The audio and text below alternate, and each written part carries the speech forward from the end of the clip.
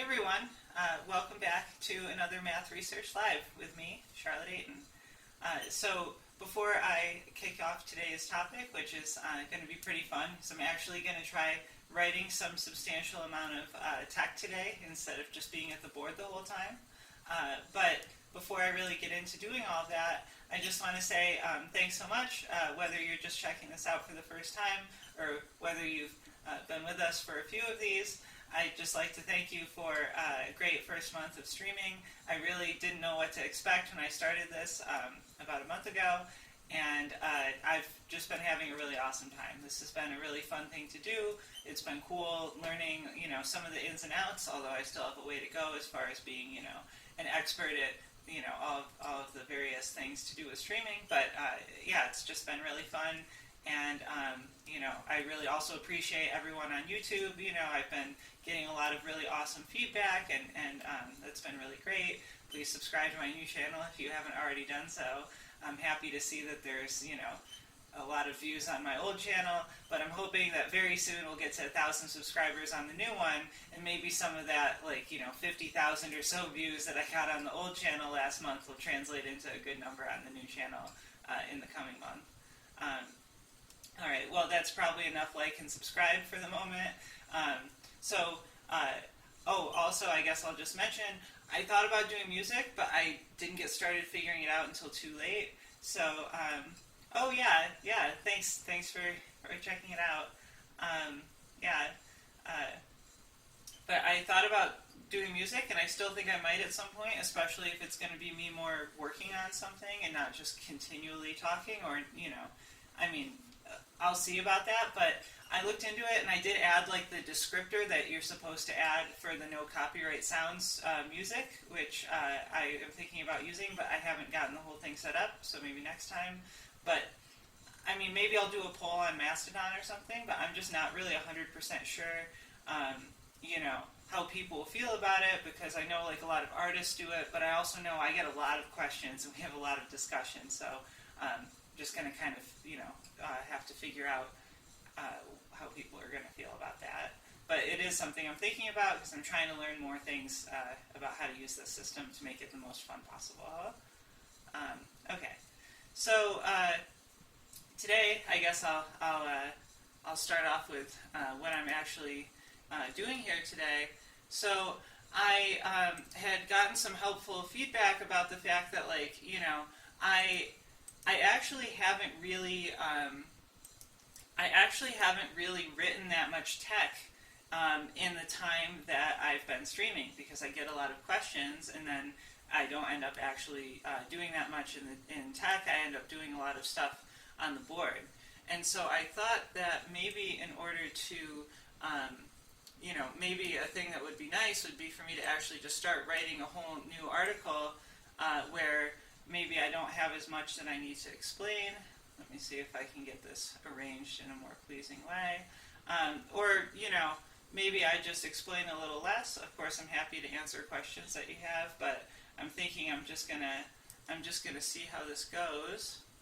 I've also got to figure out how to get this window arranged in a way that's good for this. Well, we don't really need to see that. This is a little bit much as well. You can have some more room there. Let's see. Okay. So, and let me zoom in a little bit more. Yeah, I feel like this is probably reasonably visible. What do people think? Is this legible? Should I zoom more?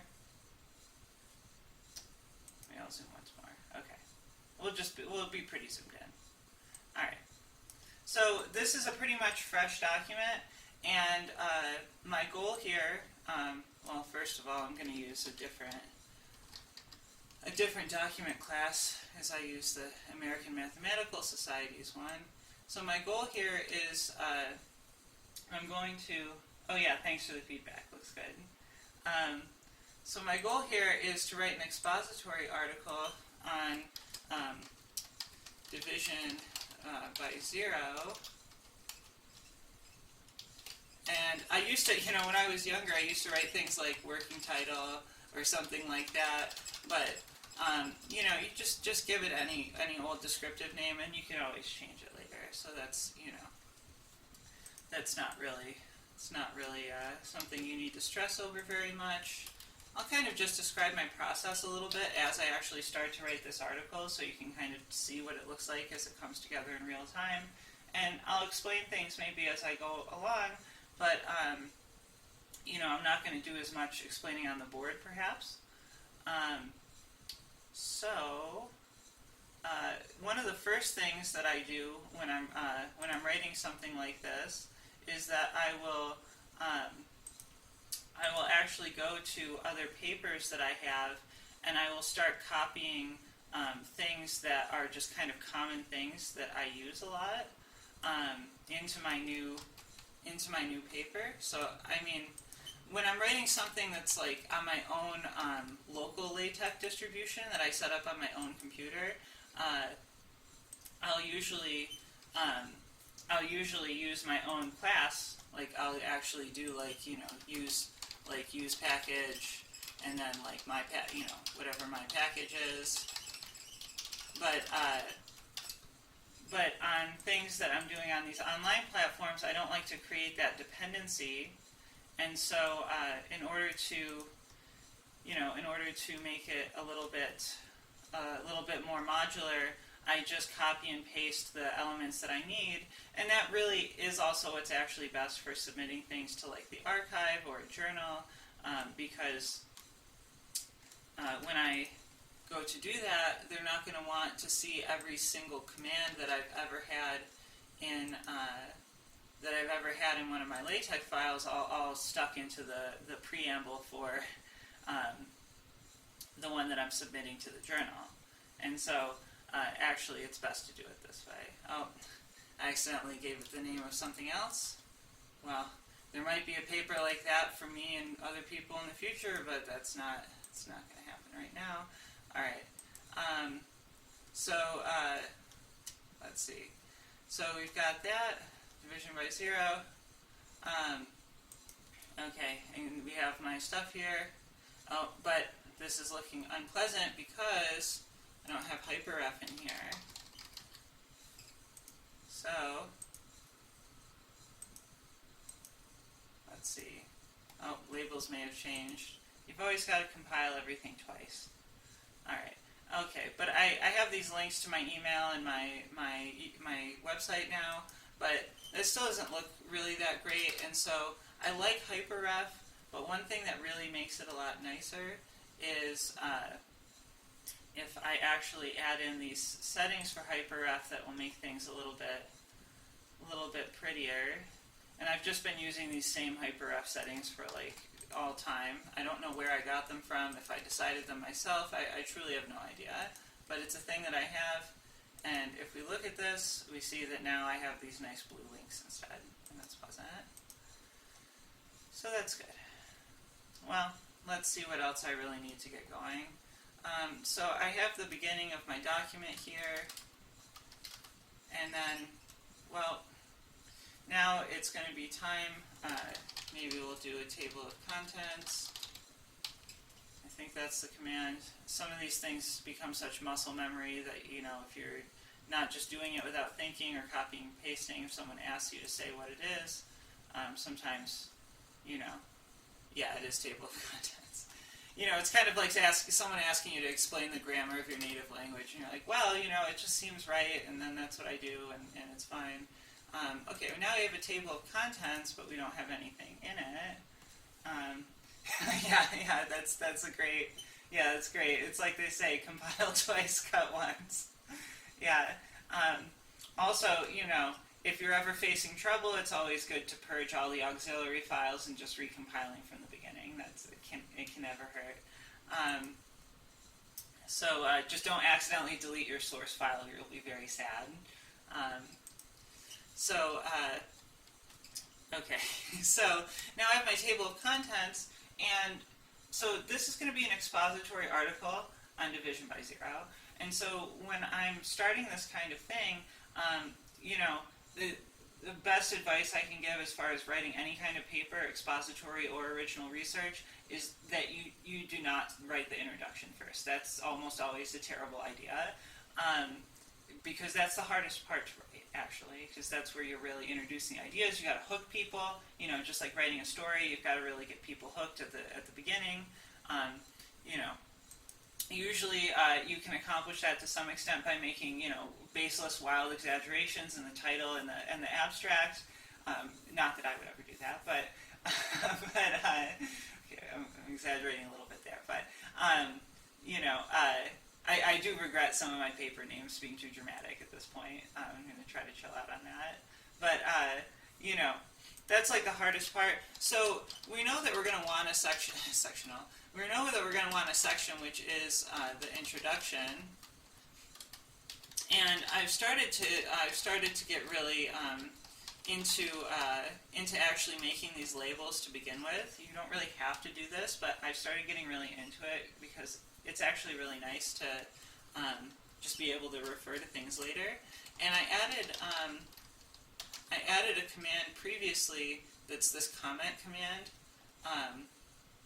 That is something I use just to make comments, like this is a comment, and it makes comments in a different color than blue in this case. It can be whatever color you want, in a different color than the regular text color. So I use this to make notes to myself or collaborators if we're working together, and then everyone can pick a different color. It's just kind of nice, and it works across different platforms and stuff because it's just great in the text. So like that's pretty cool.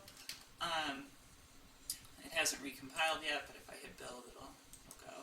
Yeah, this is a comment, so that's good. Pretty soon I'm going to have to change this University of Denver to the University of Colorado at Boulder, but that'll come in its due time.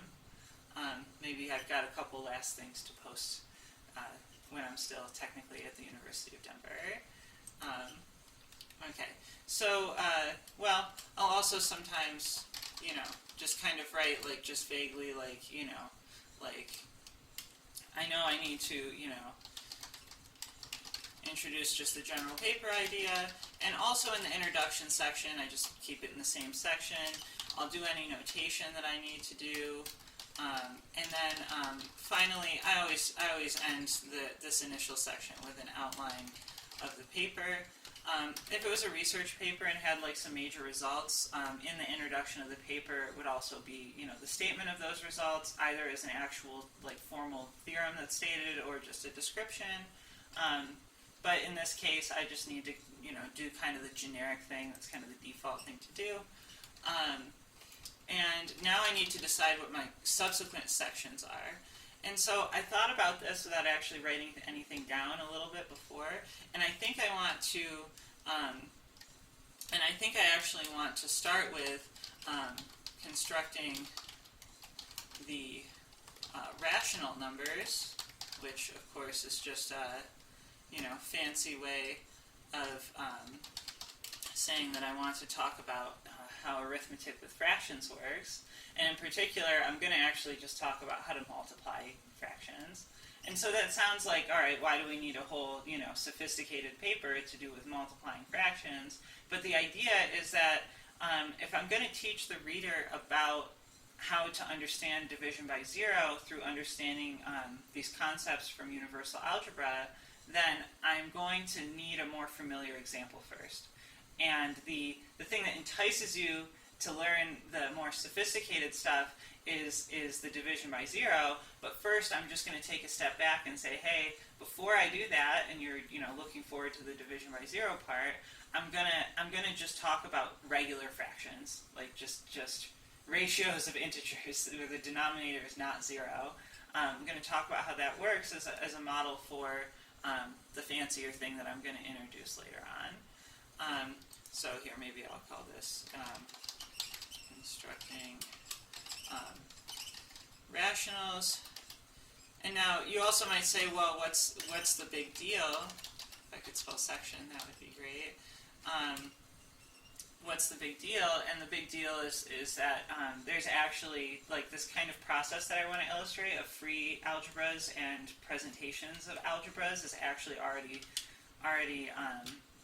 given in some sense in the construction of the rational numbers. And it basically, I won't go to the board and just do the whole thing. I'll just try to type, however much I get to in this time. But the idea is really that you had to learn that you could do the arithmetic operations regardless of, whether the fraction was reduced or not. You learned about this notion of equivalent fractions, and that's basically going to be the key thing to understand. To understand that idea of different representations representing the same number, it's understanding that at a more sophisticated level is going to help us to understand division by zero, and some other similar things that I may mention. Alright, so constructing the rational numbers, and then I'm going to do constructing the what I called the apportional numbers. Where I've never actually formally posted anything about this, but this is my community college, my teenage and then community college research project that I did, was coming up with this number system. And so maybe I'll try typing in some of that first, because that's maybe some of the most amusing stuff.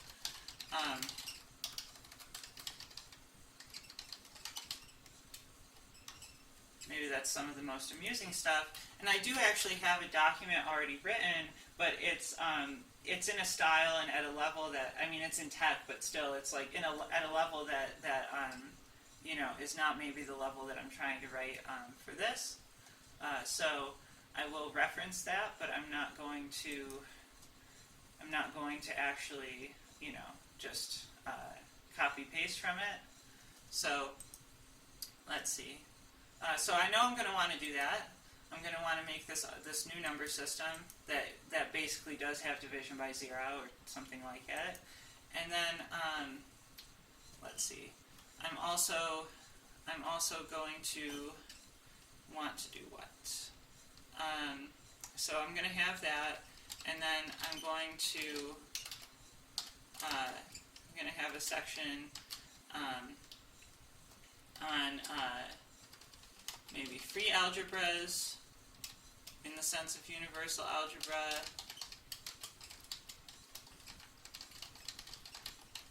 So I'm going to talk about free algebras, and then presentations. I'm going to talk about presentations of algebras.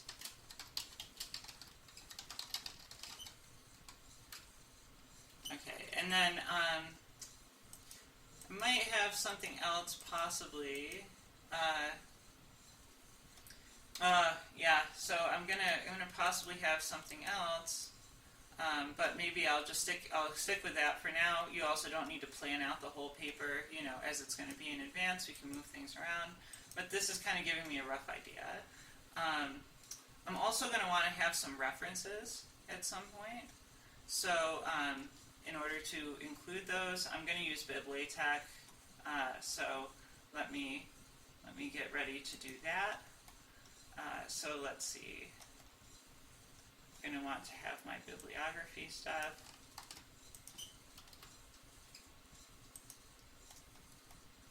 All right. Let's see. Okay. So I usually keep that pretty far down here. Bibliography. I'm not just going to call it, yeah, I'll just call it biblio. I often call the bibliography file biblio.bib. Alright, so I go to my file explorer, I make a new file.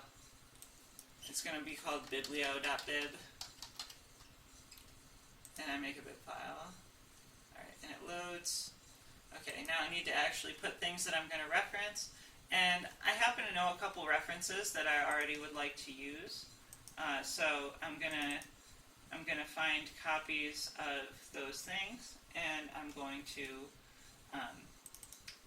just paste them right in. So let's see. So I have some sort of mass bibliography file. Let's see. So I'm going to want that undergraduate text on universal algebra that I've mentioned a couple times by George Bergman, and then let's see, or by Cliff Bergman rather. And then I see I also have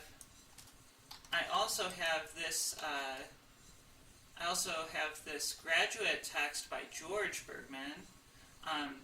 Actually, the format of this is something that I don't really love. I usually kind of format my bib files more like this, but maybe I'll fix that later, just because that's kind of a more tedious and obsessive thing that I do. There is also software for manually managing your bibliography files,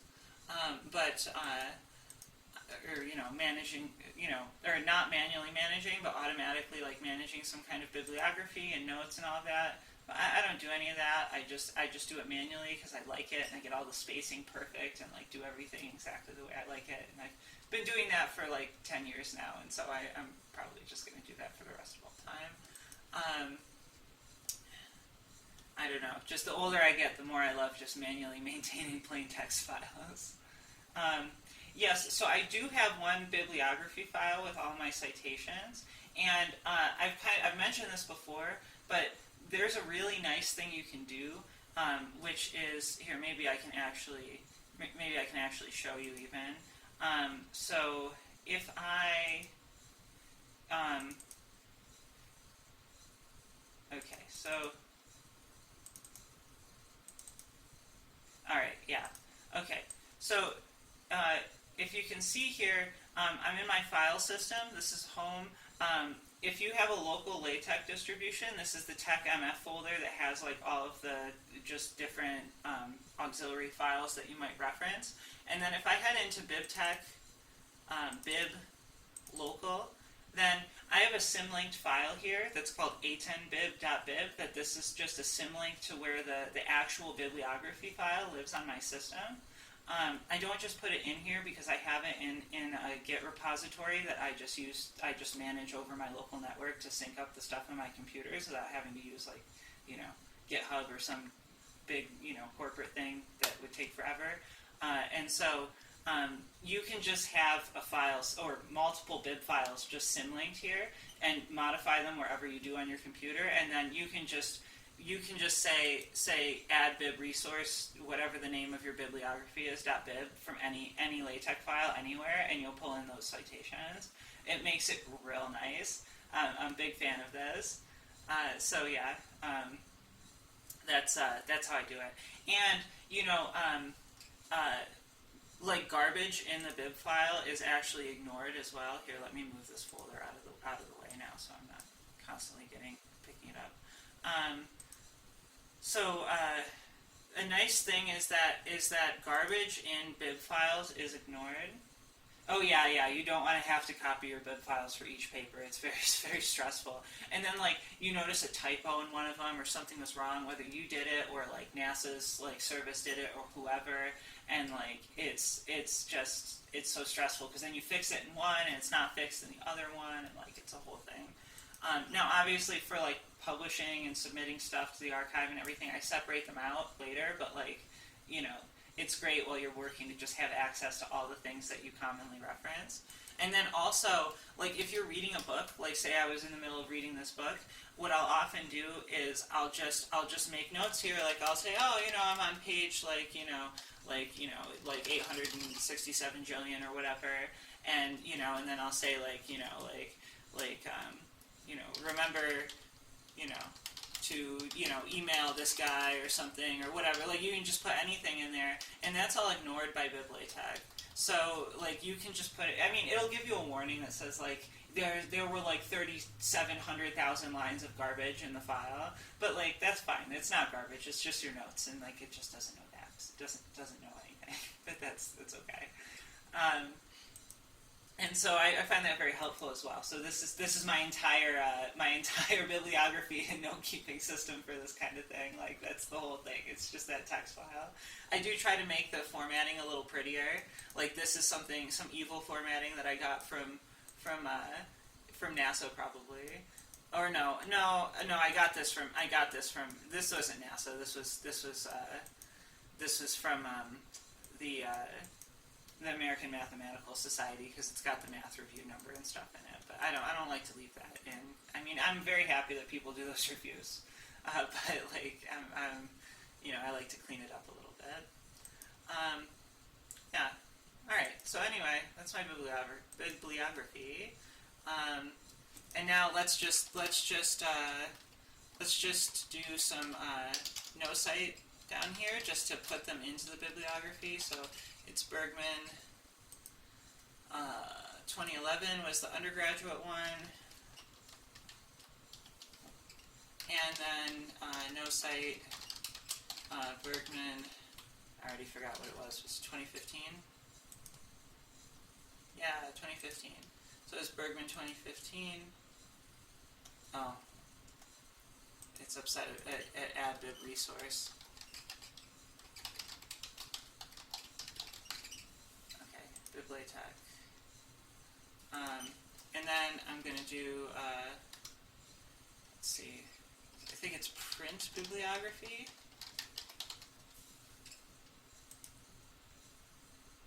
Let's see if is it going to be happy now? It's doing something. Okay. Well, let's see. It said it was undefined. Okay, now it has no complaints. Oh, yep, here we go. Perfect. Yeah. Alright, so that seems pretty nice. For what it's worth, it's actually a coincidence that there's two different Bergmans in Universal Algebra, and they each have a textbook. It's just a complete coincidence. They're not related to each other. I've asked at least one of them, and they're just not related to each other. It's just for whatever reason. These are two of the only I mean, there are other Universal Algebra textbooks, but these are two of the more recent ones, and they're just two unrelated people with the same family name. And so, yeah, that's just life. Coincidences happen, I suppose. Yeah, okay, so we have some references, and the no cite's just there because they won't show up. Oh, I don't know if, that would mess up my citation scheme. So I actually have not added two different things to the bibliography that they've both published in the same year. So I imagine that definitely has happened. And I think when I finally end up at the point of doing that, which I'm sure I will at some point, I will just need to come up with some distinction. Like maybe instead of just putting the family name of the first author and the year, which is what I usually do, and if there's multiple articles that year, I'll do like 1, 2, 3 with like a little hyphen. Maybe I'll just have to finally just say like, okay, this is Cliff, and then do like -C and then -G for George or something like that. But it hasn't happened so far. But yeah, they almost certainly did because they overlapped in their careers quite a bit. I think George is not retired yet, but Clifford Bergman definitely is. So he still publishes though. So I mean, yeah, it's still an issue, I guess is the point. Yeah. Okay. So anyway, the no cite's just there so that they'll show up because oh, yeah. Well, I don't want to just do like A and B because it'll be confusing for me to like write it down too. So I'm probably gonna just stick in their first name, first initial somewhere or something. But yeah, I mean anything's reasonable as long as you don't have too many. But I like to be very consistent. So I'm gonna come up with some scheme that I like. Yeah. I also just, for what it's worth, I also just don't add a million citations to things that I think are interesting or I might read or something to my bibliography file. The things in my bibliography file are things I've actually cited, papers that I've written that probably I will cite at some point, at least in a job application or something. and stuff that I'm like actually actively reading, or like papers I've actually read, like not just skimmed, but like actually read. Those are the things that make it into the bibliography. So even though, I mean, there's still hundreds and hundreds of things in there, but they're things that I've actually had like a non-trivial amount of contact with, like a book that I've at least read a whole chapter, like word for word, or like other such similarly detailed things. Because if I just put every paper that I ever like downloaded and looked at for 5 seconds, I would have like just untold like thousands and thousands of things that I wouldn't be able to find anything unless I searched. I try to keep it to what I've actually had like a detailed amount of contact with. But yeah.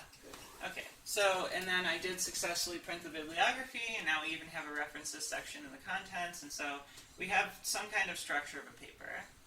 So now let me actually try to give you a treatment of this number system that I came up with when I was in my late teens. Okay. So all sections should probably have an intro. Just to remind myself, like I'll usually put like just some kind of intro. Should have an intro to the section, and then, let's see. How do I want to say this? So now I'm actually thinking about how I want to write this, because I did it one way when I was younger. But I'm going to want to do it a different way now. Yeah. Let's see. Well, okay. I'll try to follow more closely what I did when I was younger. And then if I don't like it, or if I think I can do better, maybe I'll change it afterwards. Okay. So,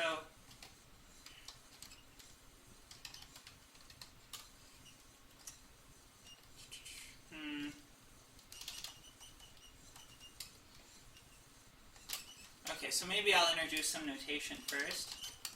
So given,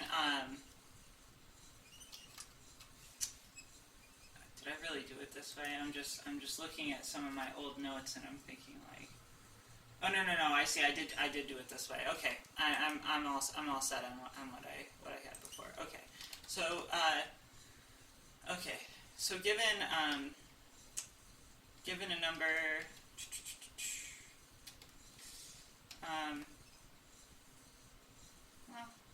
I guess I'll say A. A is a good rational number. So given a rational number A,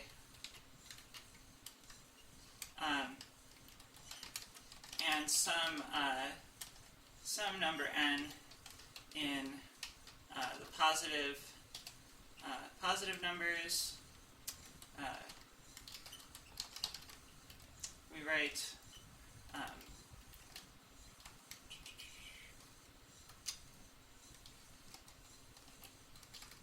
well, maybe I'll display this even though it's a little bit small. So I'm going to write, if that would complete, I'm going to write A over 0 sub n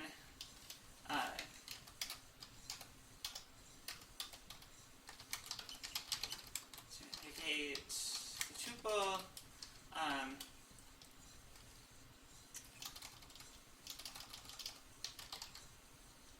to indicate the pair maybe, A n. Okay, so I'll think of it as meaning that pair. Oh, but now I have a problem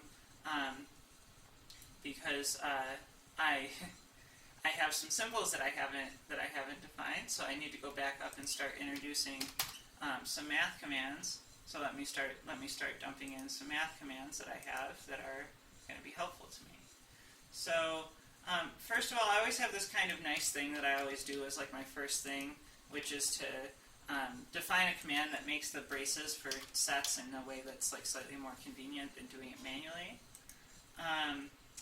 So that's just something that I'll use. And then if I want to have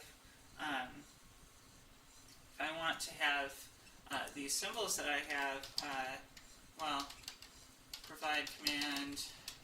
So I'm going to want to use n at some point probably. So that's a blackboard n. Just don't want to have to write that whole thing. So these are the naturals. And then similarly, provide command. Just one p does something else, so I do two of them, and it's still easier than writing the whole thing. This is for the positive integers.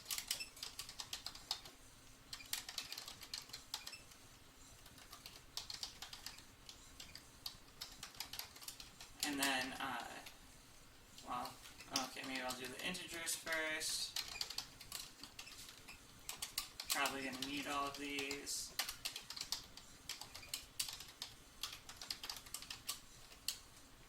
So that's the integers, the rational numbers. I just use these so often in such things that it's just easier to do it this way. I'm going to have my, okay, well, those are general math commands. Well, actually, yeah, I'm not, well, I might have some, I'm going to have some more specialized stuff, so yeah. Alright. Maybe I'll just do new number systems. Alright, and so the first one that we're going to have is the one that I mentioned that has the zero division kind of stuff going on. Okay, so that's what I called the apportionals in my, this is the apogee of my naming ability when I was a teenager, I guess. Because it sounds like fractions. It was about my maximum ability to name things, I think. But I feel like I've gotten better at naming things. I'd like to believe that I have. Let's see. Is this going to build now? Okay, so yeah, given a rational, given some positive number, and just to make it clear, like what I mean to, I'll often, this in this notation section, that's where I'll often say, like, p is the positive, blackboard p is the positive numbers, and so forth. Okay, so yeah. So this really isn't clear, and especially since this is meant to be an expository article, I'm actually maybe even going to preface this with something which is maybe something that a human being might want to read. So maybe this is getting into the introduction to this section a little bit. Have a number system where division by 0 is always defined. We need to be able to form numbers like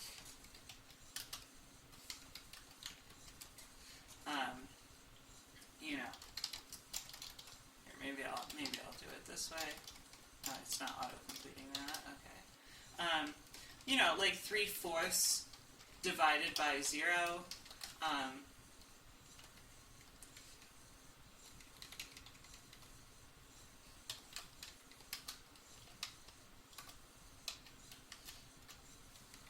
Well, maybe I'll make that my second example. So we need to be able to form numbers that have, the behavior of like 1/0, maybe 3/4 over 0,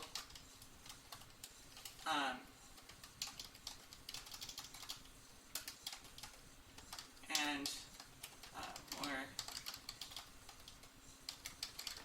generally, just any rational number over 0.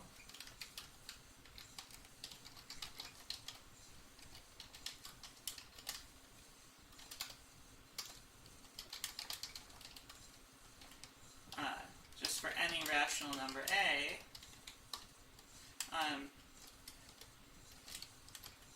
if we can indeed divide by 0, though, we would also need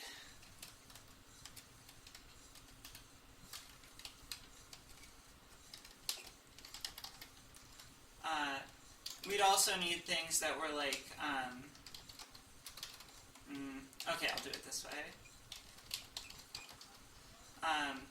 You know, we need 1 over, we'd need 1 over 0, but we'd need to be able to divide that by 0. And, well, we'd also want to have, let's say, so yeah, we'd want to have things that were like, 1 over 0, 3/4 over 0, just any fraction divided by 0, but then we'd also need to be able to divide 1 over 0 by 0, and also, similarly, we need to be able to divide,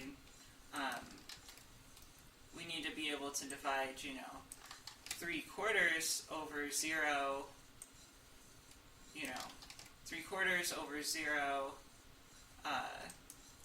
by 0 as well,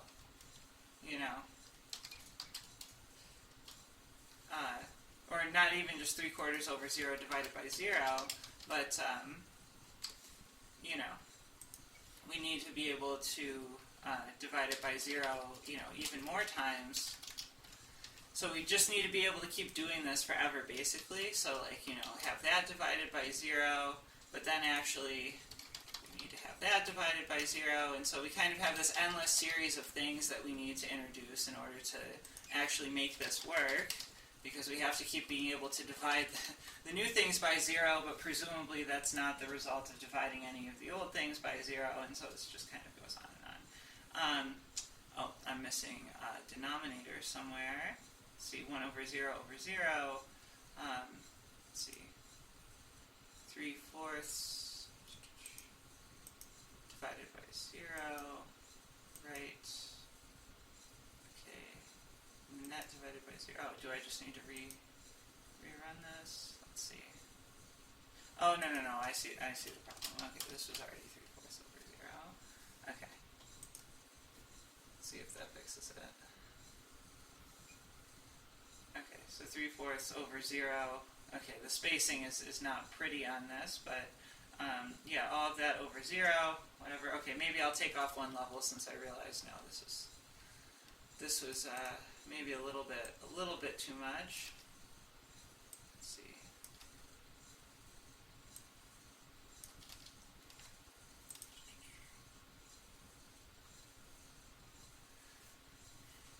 Okay, so not the prettiest thing, but yeah, like 3/4 over 0 over 0 over 0. Oh yeah, thanks. I just noticed the helpful comment pointing out that yeah, I needed to put the denominator in that one. Okay,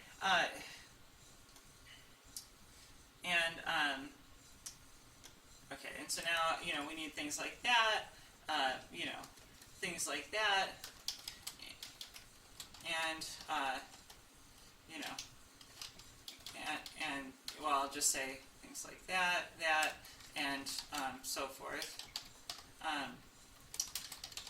This is a bit messy to write down, so let's introduce some notation. We'll write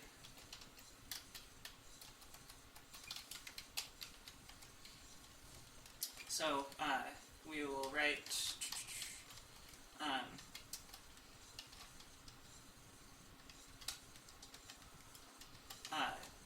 so we'll write some a over 0 sub n, or some a in the rational numbers, and some n in. I was thinking the positive integers before, but now I realize actually I do want rational numbers when we mean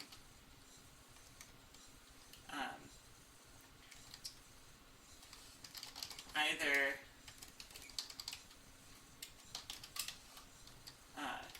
so let's enumerate. Oh, maybe we'll just itemize. It's often a challenging decision. Do I want to enumerate or do I want to itemize? I'll itemize, I guess. Either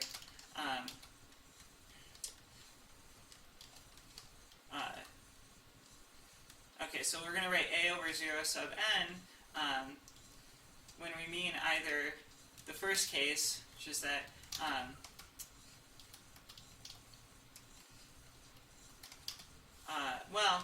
don't want to say this. I guess I'll say we'll define that to be either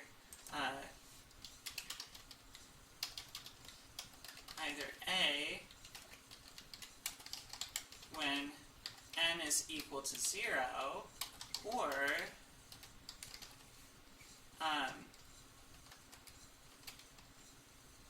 no, I'll just put it in line. Okay. Or we're going to mean that this is no, it's got to be displayed. Yeah, maybe. Okay, maybe this isn't even worth itemizing because it's going to be too ugly. All right. So either a when n is equal to 0, or it means the expression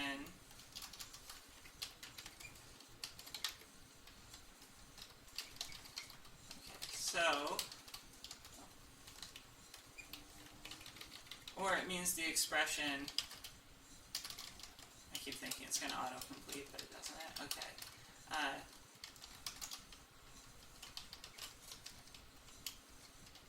Oh no, it was upset for a minute. Yeah, it's just part of the writing process. I think one thing I guess that I don't like about Overleaf is that it doesn't autocomplete like commands like that, at least, or not Overleaf, sorry, CoCalc. But overall, I think I'm happier with CoCalc. Oh, it's angry because I haven't completed the fraction. No, let's see. All right. So we want our right parentheses, and then for 0. N is greater than 1.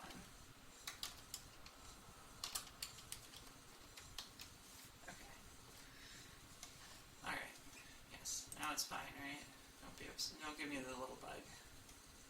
All right. Okay. So again, this is a little bit evil looking in the typesetting. Oh, yeah. Thanks for catching the brace there. Yeah. Oh.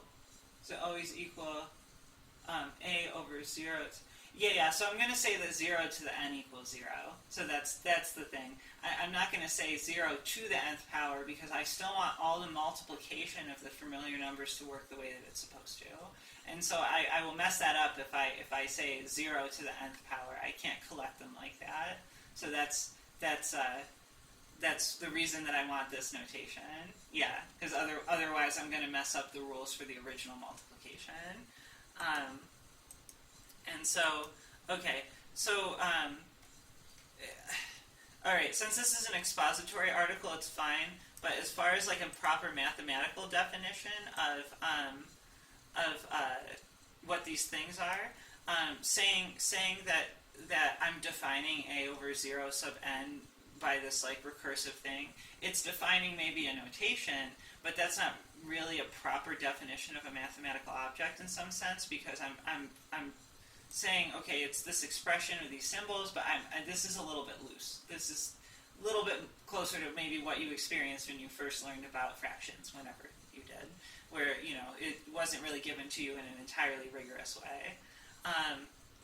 And so, you know what, that's actually a great comment, so maybe I'll write now, this definition doesn't exactly pass muster as a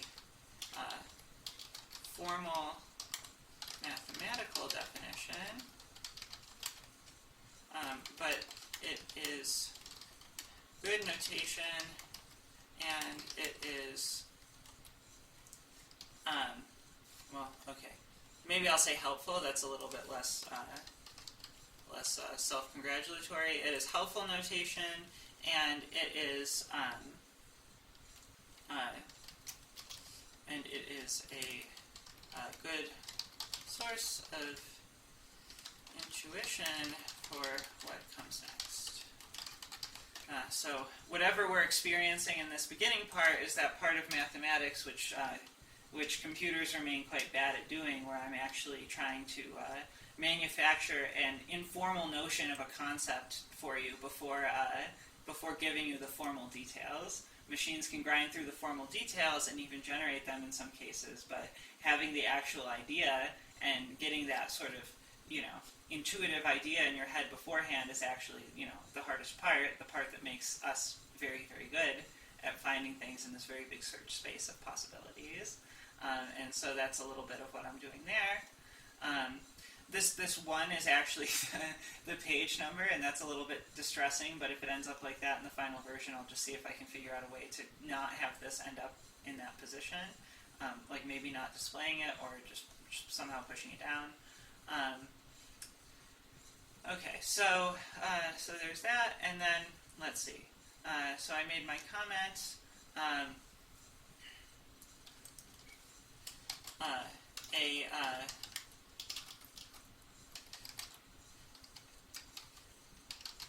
more rigorous mathematical definition is the following. So given a rational number and some natural number, that I actually realized I just want natural numbers, so I don't need to say positive integers. We're going to write that to indicate this pair.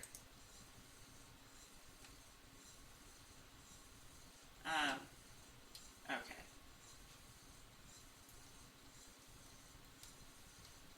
So now, if I know that I just mean really the pair that's the rational number, and the end's basically telling me how many times I divided that thing by 0. So, all right. But I'm realizing now. Yeah, no, that's going to be enough. That's going to be enough for us. That's right. Okay. So I'm good. I'm good. Oh. Maybe I'll add in another thing in here.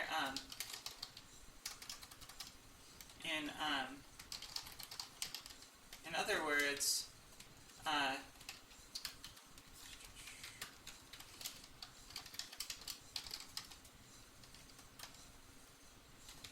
cases. Oh yeah. Okay.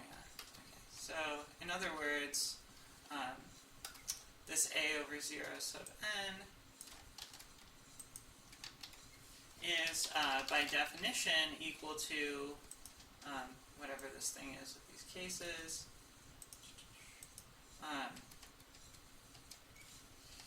A. So it's a when, gotta put the little space there, n equals 0, and it's oh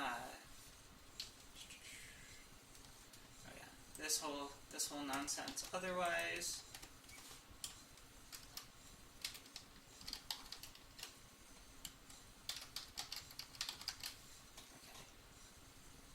So that's just slightly different notation for the same thing.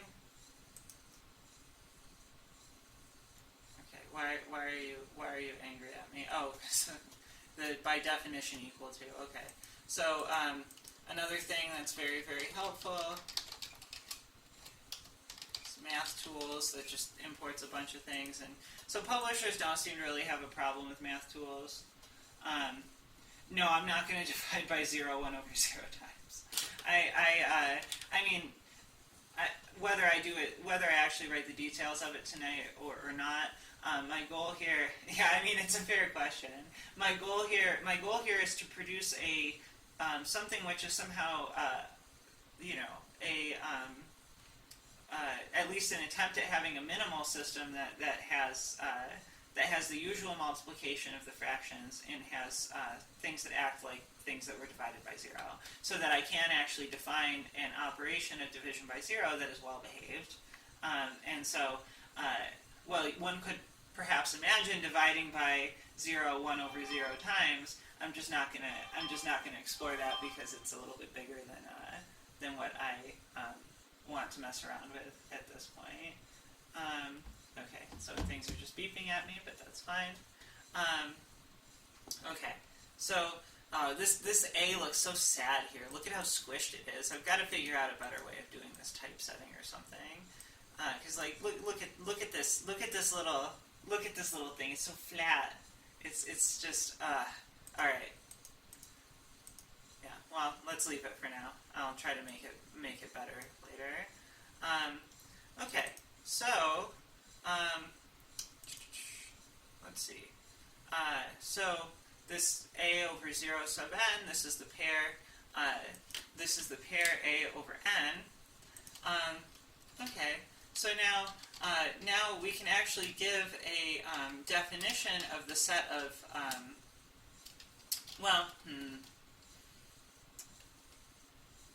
Okay. So I'm gonna actually tell you. All right. So what I would have written in the previous section, just to kind of try to keep you up to date with what it is that I'm doing, if I had actually written the section on on the rational numbers, I would have basically said rational numbers are pairs, and then I would have said I have an equivalence relation on pairs that reflects like the fact that like 1 over 2 and 2 over 4 are the same number. I would have this notion of this equivalence relation, and so what I'm going to do here is I'm going to define a similar equivalence relation for these pairs, which now instead of just being two integers, the second of which is not 0, it's a rational number and a natural number. And the natural numbers are representing like how many times we divided by 0, basically. So let's see where I defined that relation. Oh, I had the most atrocious notation before, but okay, I'll do something better. All right, so. Oh, you know what? I'm actually using an environment for the first time. So let me finally transport some of my section styles and math environments in here. Now I try to be parsimonious with this as well, so I'm not copying an untold amount of nonsense into my file that I don't actually need. But okay, let's see. I'll maybe comment out the ones that I'm not using right now, so maybe I'll have a theorem at some point. I'll definitely have propositions in a minute, so I'm going to leave that. Let's see, I don't know, I don't know if I'll have a lemma, but definitions, okay, I'm definitely going to have a definition. Alright. And I'm going to want to use autoref too, because autoref is nice. Autoref name. Proposition. Okay. Alright. Seems good. Okay, so now let's have a definition. So this definition is going to be my. I didn't used to give things human readable names as much, and so it's just it's just not great. But let's see, what do I want to call this? Okay, maybe I'll just call it the null equivalence relation. That's pretty consistent with what else I'm going to be saying. Oh, parsimonious. Yeah, like just not using more than I need to, I think it has an S in it, like at the beginning. Parsimonious. Anyway, let's see. So, okay, yeah. So I'm going to define this null equivalence relation. All right. So given, I guess I'll say I guess I'll say A n. Oh, maybe I'll stay in alphabetical order. A m in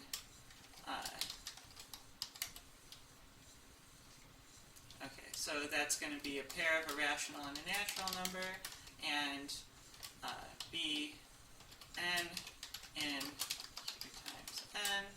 You've got to consider your audience, and for me, I didn't really state this. Oh yeah, parsimonious is a nice word. Yeah, I didn't really state this at the beginning, but of course you have to keep your audience in mind. And so for me, I'm thinking my audience is probably going to be people who have had like some kind of intro to like where like they know about sets, maybe even a first abstract algebra course like groups and rings. But I'm not going to assume too much. But I'm also going to assume they know something like what when I write like this q, like q cross n, that's like the pairs whose first thing is rational and whose second thing is a natural number. So like that kind of stuff I'm going to assume that you might see at like beginning of a real analysis course, abstract algebra, topology, what have you at the undergraduate level. Okay, so when I have two things like that, let's see. I'm zoomed in a little bit so that it's more clear to us. Okay, that line's not over full. Here, maybe I'll just zoom out a little bit.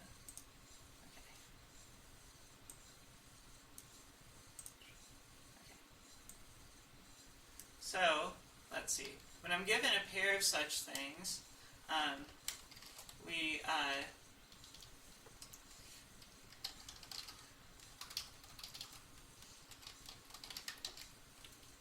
say that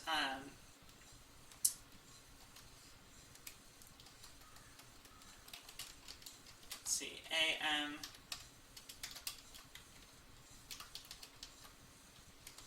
and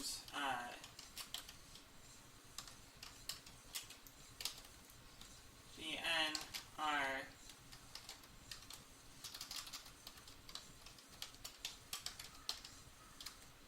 should I do one L, maybe two L's? No. Oh, I accidentally put an acute accent on that. I don't want to do that. Okay, let's see. Null equivalent when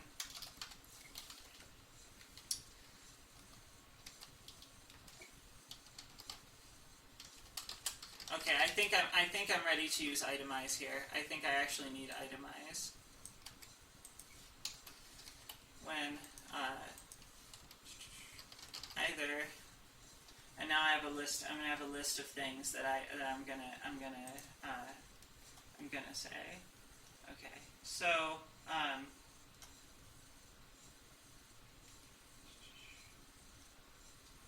all right. So somewhere I have this. I only used one L for some reason when I originally did this, but okay. So here are the conditions that I need. Okay. Yeah. So this will be quite similar to what I wrote when I was 19 or whatever. All right, but it is prettier now for sure than it was back then. Okay. So when either either what? N equals 0 and A equals B as rational numbers. Okay, so I'm assuming here that you know what it means for two usual fractions to be the same number. So like the 1/2 and 2/4 things. Or what are the possibilities otherwise? There are two other cases that I need to consider.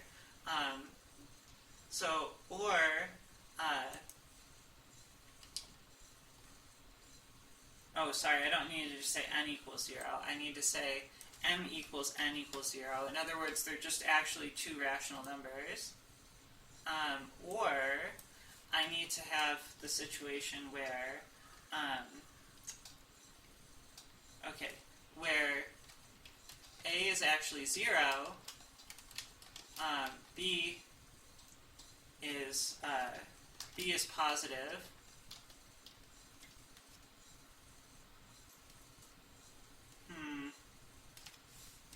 let me see about this.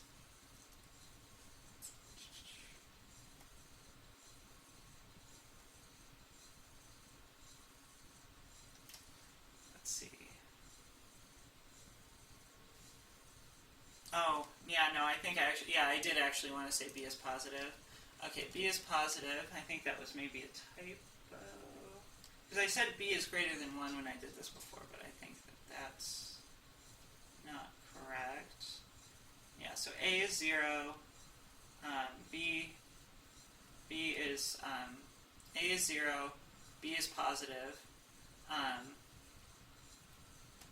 C is equal to 1. And wait, no. Okay. A is 0. M is positive. The number of times it's divided by 0 is a positive number. C is equal to 1, and M minus 1 is equal to N. All right. I think I may actually go to the board to explain this, because if you're following along at home, you're probably like, what is this supposed to be saying?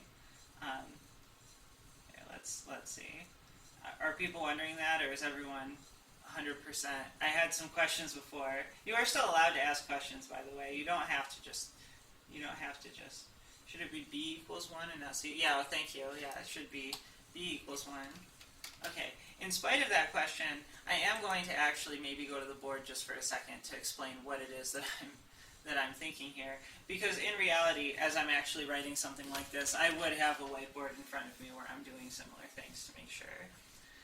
All right, so here's the cases. I have something that looks like a rational number over 0 m times, and I have something that looks like a rational number over 0 n times. I have to try to say when those should actually be the same number. So there's two cases basically. There's a couple cases. So not a sub 0. So if both m and n are 0, then this is the idea. The idea is that this is actually really supposed to just represent the number a, and similarly b over 0 is really supposed to be b. And then the question is just, is a equal to b as rational numbers, and we're done. The more interesting case is the case where these are positive, and so well, okay. Either we're going to have that. Let me double check how I split this up, so I'm not doing more cases than I need to.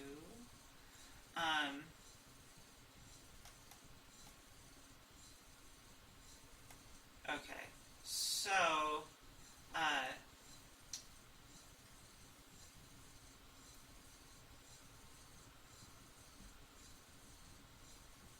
okay, yeah, no, this is fine.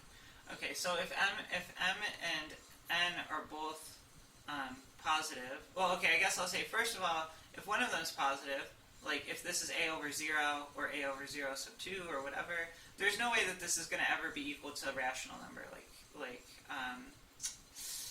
Yeah, how did I do these cases? Because now I'm saying, okay, all right, yeah, I really, as always, I really didn't prepare this beforehand to try to impress you with how on top of it I am. I just go for it. So, okay, here's what I want. First of all, I'm going to declare that 0 over 0 is equal to 1. I'm allowed to do that. I can declare this. I'm not talking about a limit or anything. I'm just going to define that to be 1. So that's the first thing. I want that to be 1. So in order to do that, what does that mean? So I want this. Sometimes I'll label things that I want by saying I want them. It's supposed to be a W. So I want that. What does that mean? In my more formal notation, 0 over 0 sub 1 is supposed to be equal to 1 over 0 sub 0. Or in my even more formal notation, I want 0, 1 to be related to 1, 0. But I want something even more general than that.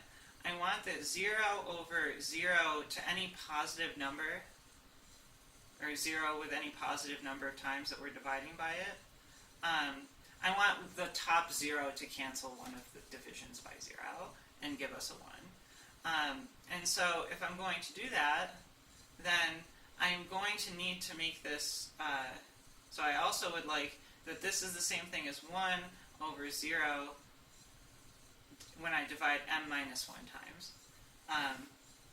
So that's what I want. But what does that mean? Well, that means that I want that 0 m for positive m is related to 1 and then m minus 1. Okay, so that's what I would like to have. All right, so that's my condition that I have now made sure I know what it is that I want. So either a is 0, m is positive, and then b is 1, and n is m minus 1. So that was what I wrote down. So that's good. Or the symmetric thing. Or it could be the case that a is equal to 1.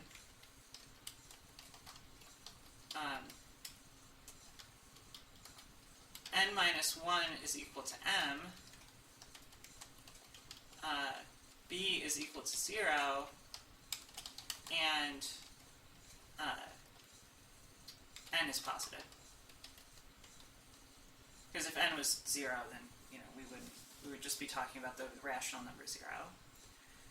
Okay, so that's definitely those are definitely cases that we would like to have happen. Okay, so either m equals n equals 0 and a equals b is rational numbers. So that's one case. Let's see.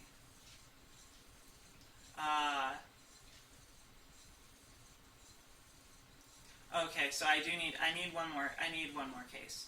Okay, so either m and n are both 0 and a equals b is rational numbers, or m equals n, so that's greater than 0, and a is null equivalent to b. This is a recursive definition. Yeah. So, okay. All right. I'm getting a much better feel for this already. Please rebuild. All right. So either they're just really two rational numbers and they should just be equal as rational numbers. That's the first possibility. Or they're actually two things that are being divided by 0, but they're the exact same thing that's being divided by 0. And by same thing, I mean that according to this definition. So that's recursive, but if you notice, here, maybe let me show you on the board again. If you'll notice, you might say, okay, isn't this bad because I need to have the definition in order to make this definition? But if you do it correctly, recursive definitions are okay. So what am I saying? I'm saying that if you look at a over 0,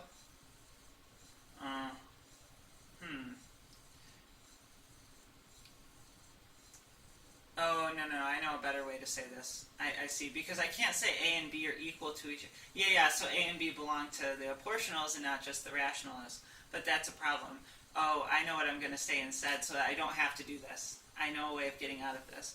I'm going to say if I have a over 0 sub m, I want to know is that equal to b over 0 sub m, where those are the same, and m is a positive number. Then I'm gonna instead ask the question: is a over 0 sub m minus 1 the same apportional number as b over 0 sub m minus 1? Because either I will be in another case like this where a and b are the same, or yeah, no, that's let's see, okay, because either I'll be in another case like this where m minus 1 is positive, and I'm asking if a over that thing, 0 that many times, is the same as b over 0 that many times, or I will be in the case, or I'll be in the case where m minus 1 is equal to 0, and then in that case I'll check that they're equal as rational numbers. Yeah. So that's how I'm going to do this. Yeah. Recursion's fantastic. It feels great. Yeah. So I absolutely agree. It's very slick. Okay, let's see. So, yeah, because I don't want to have to let a and b be things that are not rational numbers. So either m equal or m. Okay, so m equals n is greater than 0, and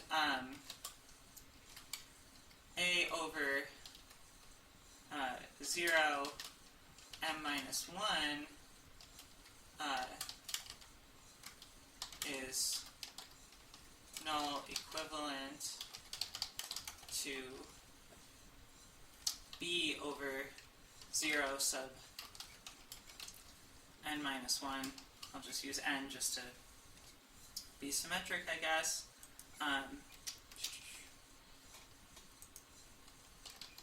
Okay, so now I think this is my list of conditions. Alright, so let's see if I can intuitively explain what these are supposed to be. It's supposed to have m on both sides. Oh, this expression here? Well, okay, let me actually do a calculation, which I should probably include in the document, although I may or may not actually include it as my next thing, just depending on how people feel, I guess. You can let me know what, you're interested in seeing. But, so let's look at an actual example. So, sure, if I had something that was like 2 over 0 sub 2, and I wanted to know if that was the same number as 3 over 0 sub 2, so it's both 2 and 2 is positive, then I would say, okay, well, what I need to ask then is, well, let me look at 2 over 0 sub 1, which is just 2 over 0. Is that the same thing as 3 over 0 sub 1? Well, in order to do that, then yeah, then I would ask, okay, well, is 2 equal to 3? I guess I have a lot of question marks now. Is 2 equal to 3? And then our answer is, well, those are just rational numbers, and so we're just checking if two rational numbers are equal, and the answer is no. Okay, so these two things are not equal to each other. But if I pop over to a new page here, what's going to happen if I have this situation instead? And this is why I need, this is the entire reason that I need this rule, is to get around this problem. What if I have 0 over 0 sub 2, and I'm trying to ask if that's the same thing as 2 over 0 sub 2? Why not, right? Are these the same? Well, in order to ask that, I need to go over here and say, okay, I'm going to say, okay, well, I have 0 over 0 sub 1. Is that the same as 2? No, I shouldn't have doubted myself, my younger self. My younger self knew better. Now that I'm doing this example, I realize why it was great. The definition was greater than 1, not greater than 0. Because if I use the definition as I just wrote it, that's what I get for not trusting myself from 10 or more years ago or whatever. Yeah. All right. So if I did it the way that I just said, then now I would reduce another time because these are both still 1s, and then I would ask if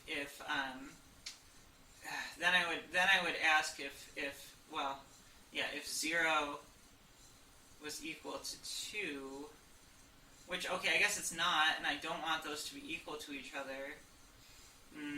But my idea, okay, so the idea was that I wanted to say that 0 over 0 sub 2 should really be 0 over 0, which should really just be 1, is the idea. So if I did this,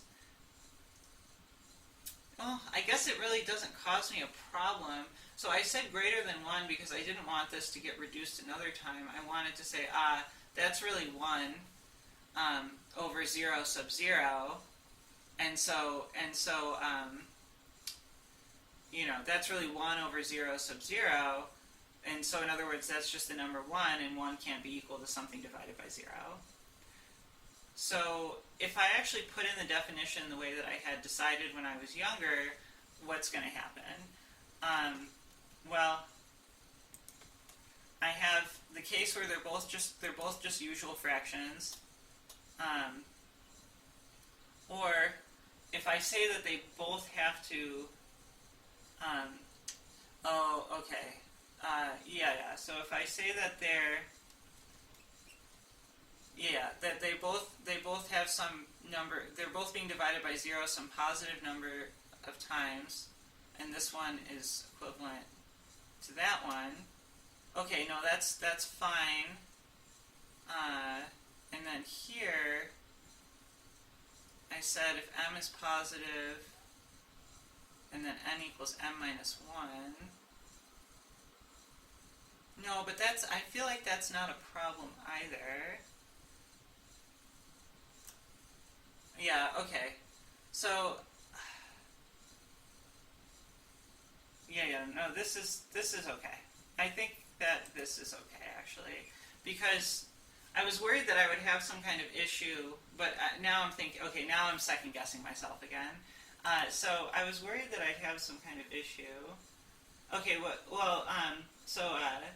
Kenfrey, you missed the start of this, so it doesn't work the way you've been thinking. How have you been thinking that it works? If you don't mind telling us. And of course, you're not obligated to.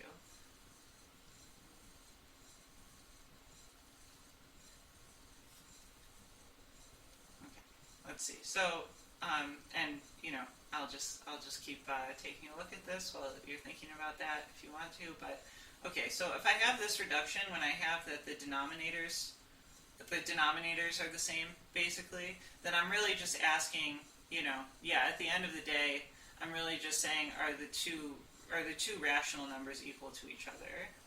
And yeah, you're right. You were right when you said that before. I got worried because I was worried about this case, because I know in that kind of case that I want it eventually to be 0 over 0, which is like 1. But I don't think that this causes me any problem, because it's just if these denominators are the same, I really only want these to be the same number if the numerators are the same. That's exactly what it's supposed to be. It's like a divided by 0 n times. That is what I'm saying.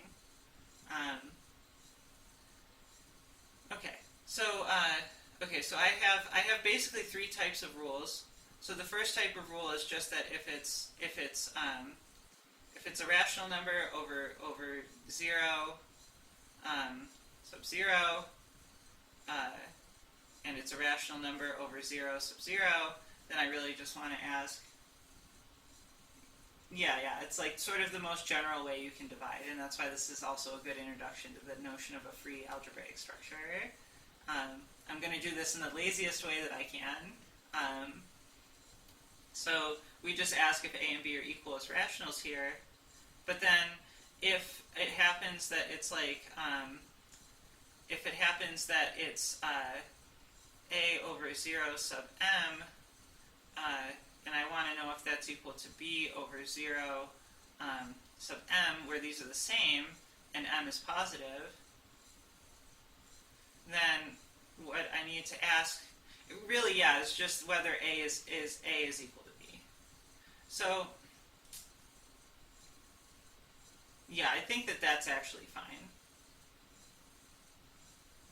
Oh, but 0 over 0 sub 2 does not equal 0 over 0.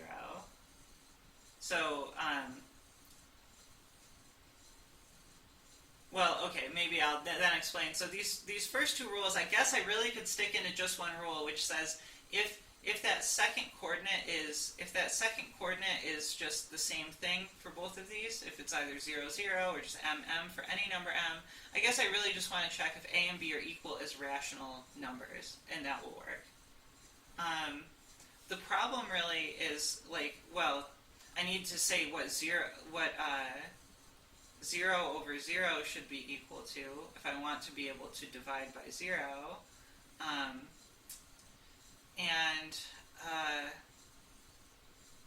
I guess the reason for this is that I want to be able to actually I want to be able to simplify this because So I want a multiplication rule. I guess what I want to say is I want a multiplication rule that works something like the usual rational multiplication, but it also has things that look like 1 over 0, and so I want this to actually be the same thing as the number 1, or 1 over 0 sub 1.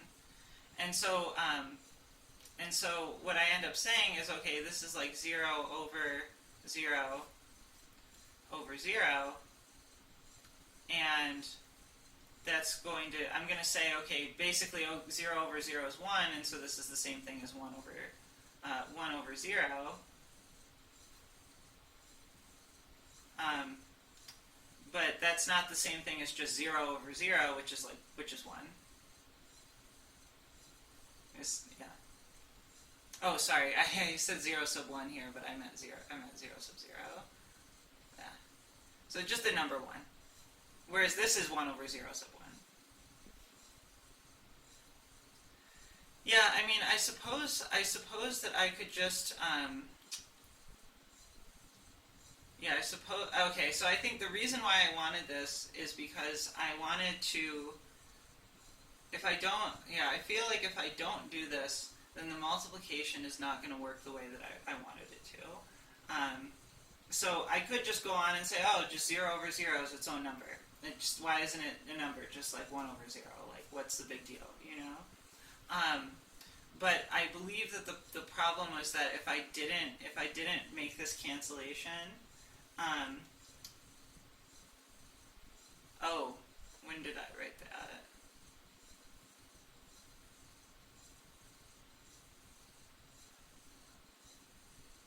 Oh, let's see, 0. Oh yeah, I just canceled incorrectly. Yeah, sorry about that. I just canceled incorrectly. So in other words, the 0 cancels with the 0 below it and gives us 0 over 0 sub 1.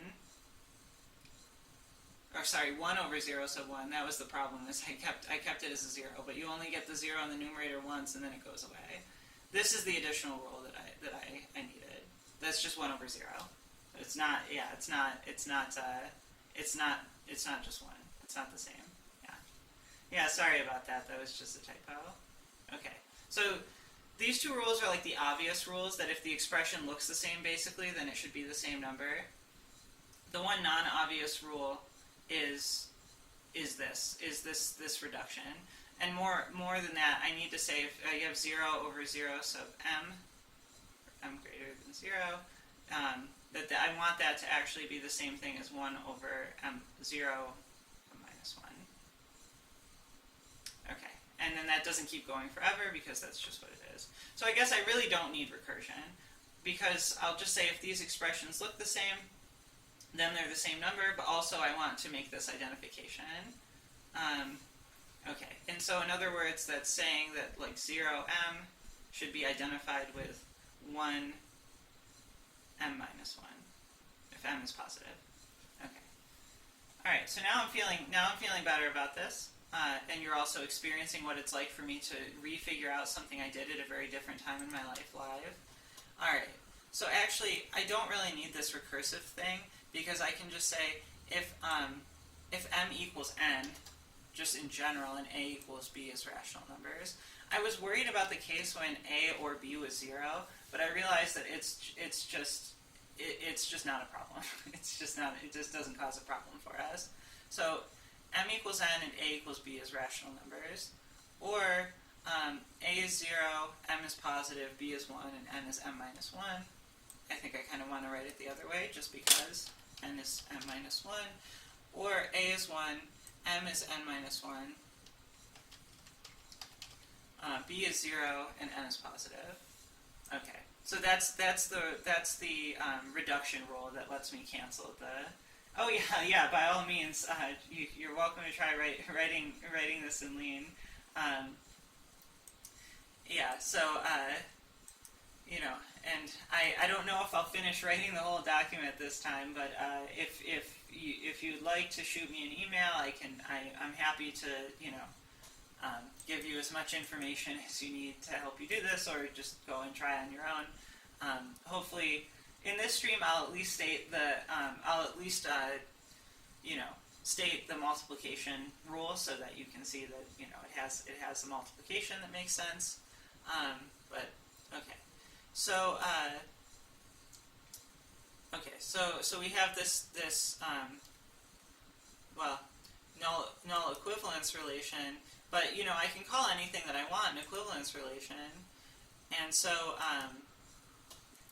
a good question would be, is this actually an equivalence relation? The fact that it's reflexive and symmetric, so reflexivity follows from this first property. Basically, if two things are the same expression, then if it's the same pair, then it's definitely related to itself. If you want to know if it's symmetric, then you have to start getting into cases. So first of all, I mean, obviously, if they're the same, then you're done. How else could they possibly be related to each other?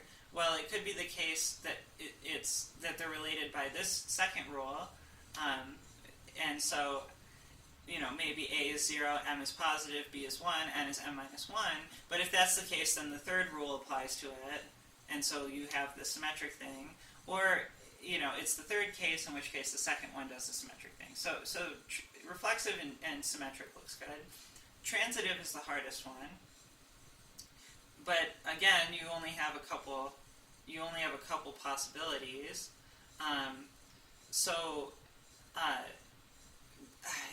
I think this is good, because basically the idea is you're going to have three things that are related to each other in sequence, right? Maybe like this. I'll just give the example. So you're going to have A over 0 M, and maybe that's supposed to be equal to B over 0 N, and maybe that's supposed to be equal to C over 0 K. We should be able to show that no matter what's going on, that A divided by 0 M times, we want to know that is actually the same thing as C over 0 K times. So there's only really two possibilities. Either all of these things are literally the same expression, A, B, and C are equal, and M, N, and K are equal, or if one of these equalities is that trivial one where B is equal to C and N is equal to K, then we're done. Those cases are the easy cases. Just unravel the definitions, and it's trivial. So maybe a good thing to do, I mean. So the only interesting case is where each of these equalities is one of those things that happens when A, B, or C is 0. That's really the only interesting kind of thing that can happen. So for instance, we might have 0 over 0 sub 3, just to give an example. That's the same thing as 1 over 0 sub 2, and I didn't accidentally put a 0 up there again, which would have been bad. And then, well, if this is a non-trivial equality, that's not one of the obvious ones that we talked about, it has to be the equality that this is the same thing as 0 over 0 sub 3, but then these two things in the ends are obviously equal to each other. And this is kind of the only type of situation that can occur. Or you could have the opposite type of thing, where you say, maybe this is 1 over 0 sub 2 is equal to 0 over 0 sub 3, but then the only non-trivial equality that you can have here is, no, not 0, is the fact that this is the same thing as 1 over 0 sub 2. But then they're literally the same expression on either end, and so then you're done. Okay, so I've now convinced myself, which you should always, should always question yourself after you've done that, but at the moment I think I've convinced myself that what I just wrote down is a correct definition of an equivalence relation. I believe that transitivity, that's all that can happen for transitivity, and so that's good. All right, now one of the great things about doing math is that you can, especially if you're writing an expository article, you can just kind of pawn these things off onto other people as exercises. And so what I'm going to do is I'm going to actually I'm going to actually just make an exercise environment where I say exercise, to the reader, verify that this is actually an equivalence relation. So let me actually do that. Yeah, I'll just do it. I'll use the same kind of style as I use for definitions. I'll just do. So I'll probably have an example at some point, but I'll also use the same thing as I use for examples for exercises. Exercise.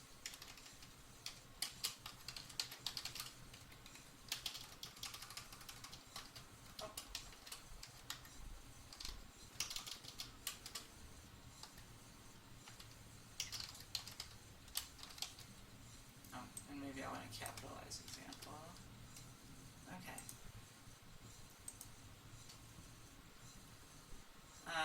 Alright, there. Now I have an exercise environment. And so, you'd think I'd have an exercise environment here in the mountains in Colorado, but I actually haven't been climbing since I've been here, but I hope to go bouldering again once I'm actually teaching in Boulder. So I haven't done that in a while now. Okay, so we have this equivalence relation, and now begin this proposition. Okay, it does autofill that. Our first proposition, the null equivalence relation is indeed an equivalence relation. Okay, and then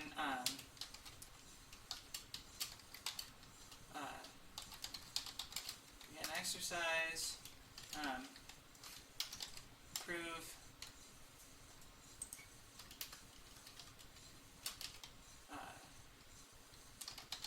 okay, so let's label this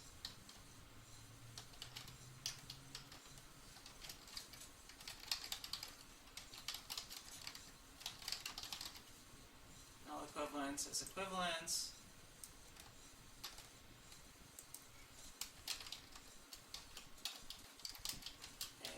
Autoref. There. So that's the first exercise. Let's see if this actually gets typeset correctly. Okay. So the first proposition is that this is actually an equivalence relation. The first exercise is to prove that proposition. And, autoref is just nice. What do you mean it's undefined? It's right there. Okay, now it's happy. So it's nice because then it just displays the number and you don't have to keep track of it and all that. Alright. Okay, so I believe that's an equivalence relation. But, okay, we can define all sorts of equivalence relations on things. It doesn't really seem to be very, it doesn't really seem to be very, very interesting, perhaps.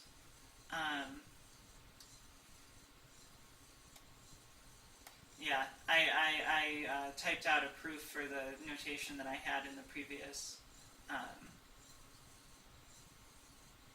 in the previous thing I had a long, I see. Yeah, I had a, just some long tedious thing. Oh, I see why I did that, because I separated out, I had the greater than one thing, it wasn't a mistake, I separated out cases in this original document in a way that I didn't want to separate out here. I've realized a smarter way of writing this down at this point, I think. Okay, so let's actually define the multiplication now. We're ready to define the multiplication. And now, okay, so maybe you might say, well, wasn't the whole point to divide by 0? Like, why are we multiplying things? But the idea is that if I have here, maybe I'll go to a new page. The idea is that I have the goal of introducing a number that is like 1 over 0 with the property that when I multiply it by 0, I get 1. That's basically the idea, right? I need to do this in some consistent way. And so I'm introducing all these new numbers and their equivalence relation so that I have something that plays the role of fractions, like the rational numbers, where I want the multiplication for rational numbers to be the same, this new multiplication to extend it, and for the resulting thing to have an operation that is like the division operation, where it will make sense to say that 1 divided by 0 is actually a number. I mean, it won't. The division won't be very exciting because I did it in the laziest possible way that I can. But it'll still be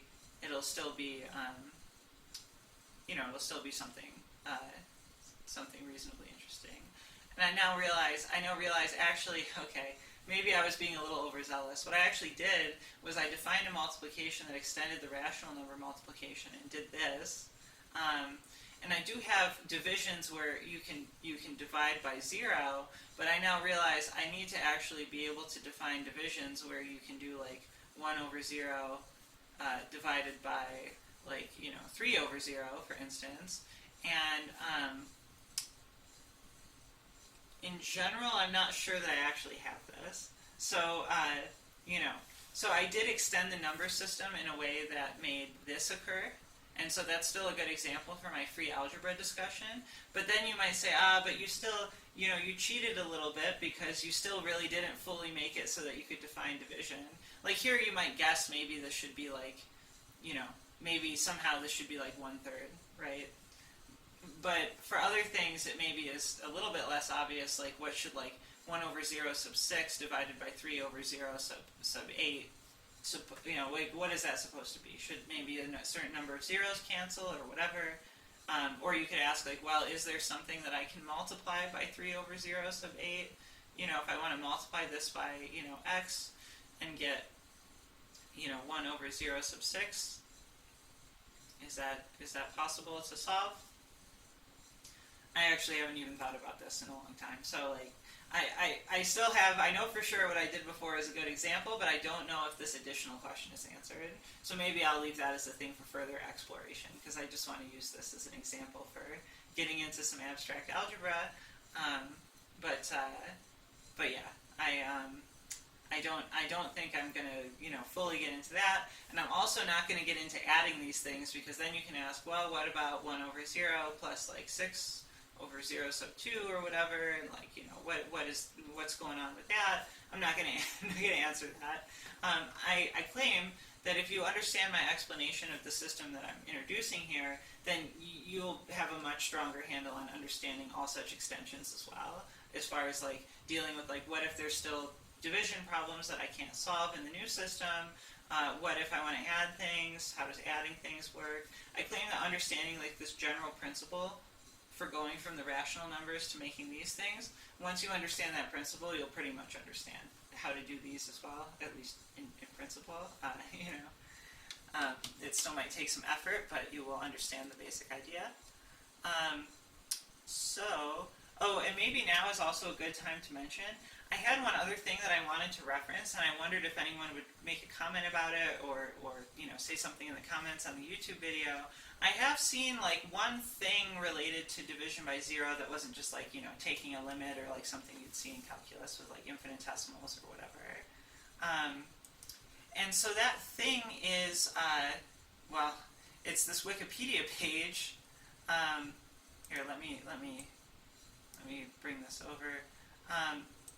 So I found this Wikipedia page when I was younger, so there's this page on Wikipedia that says wheel theory, right? And you think oh, okay, so somebody came up. Oh, here, let me make it easier for you to see what it actually says on here. Somebody came up with some algebraic structure where there's a division by 0,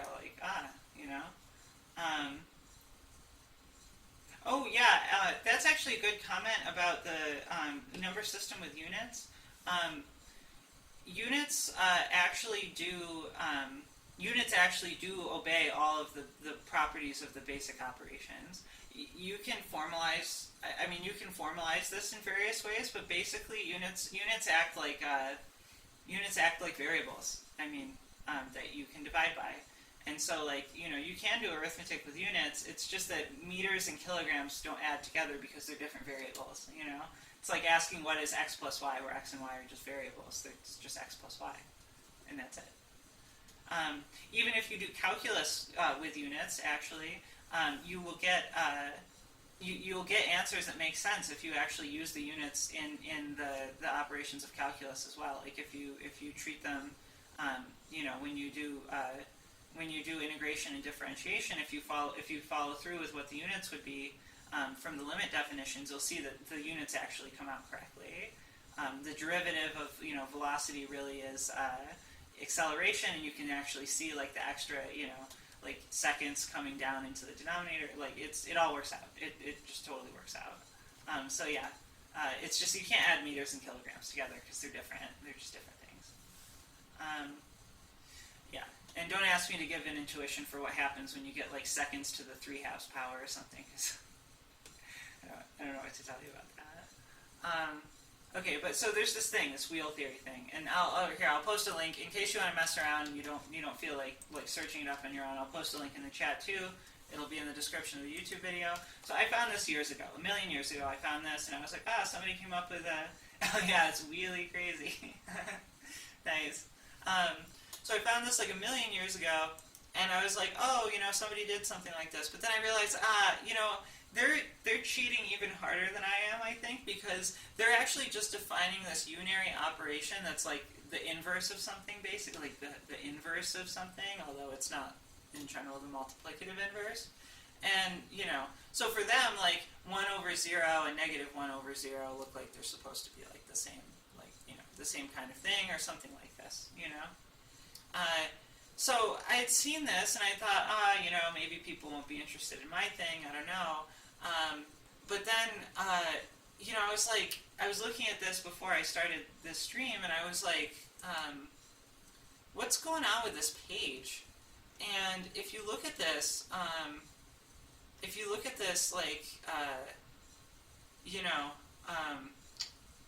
where did I see this?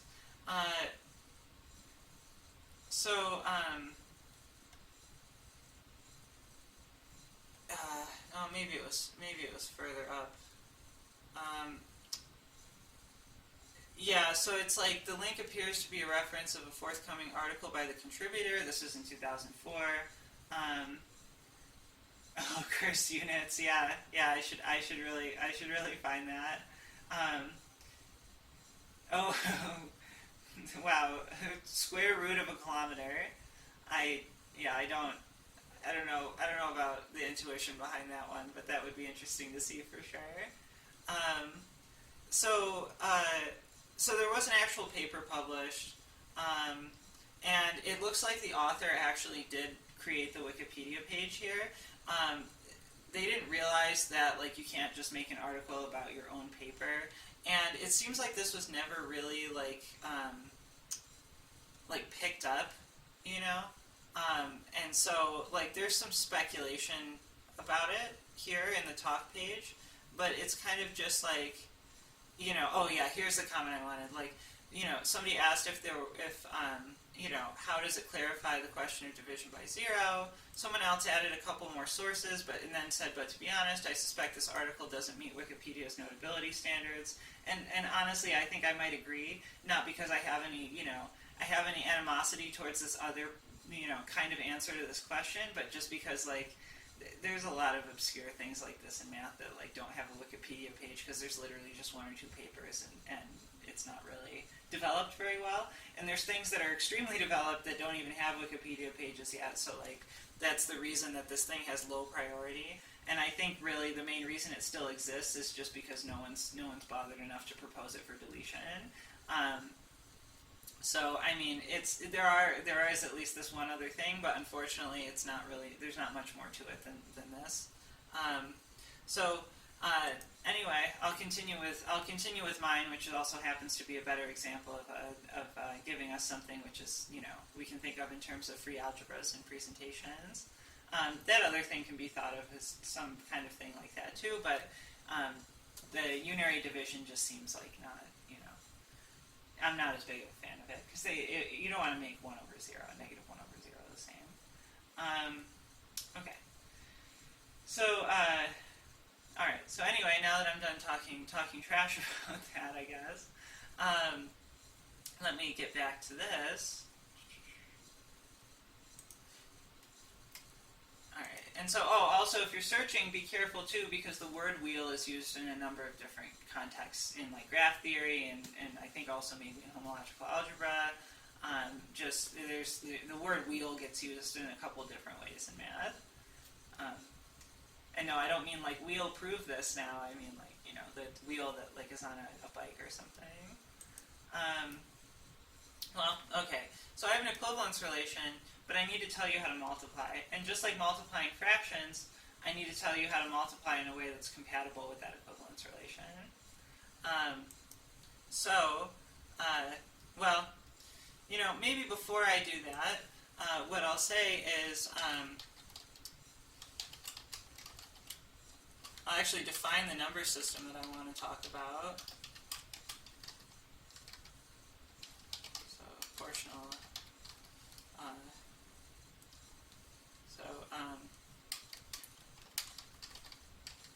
An apportional number, well, I guess I should actually emphasize that.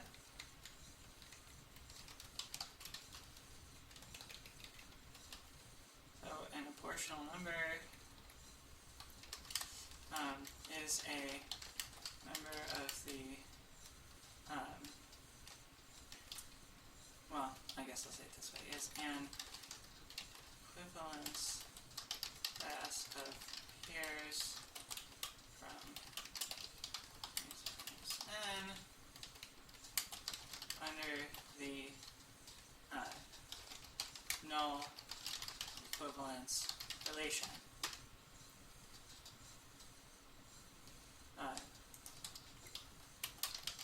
The set of all proportional numbers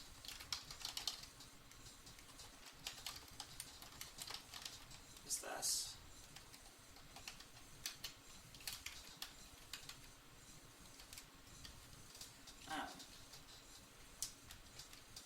well, it's then going to be the set of all these pairs. The set of all these pairs under the relation. Maybe I'll just do tilde. No, sim. Sim is the relation one. Where this sim denotes the null equivalence relation. Okay. So in other words, it's the set of equivalence classes under that relationship. Okay.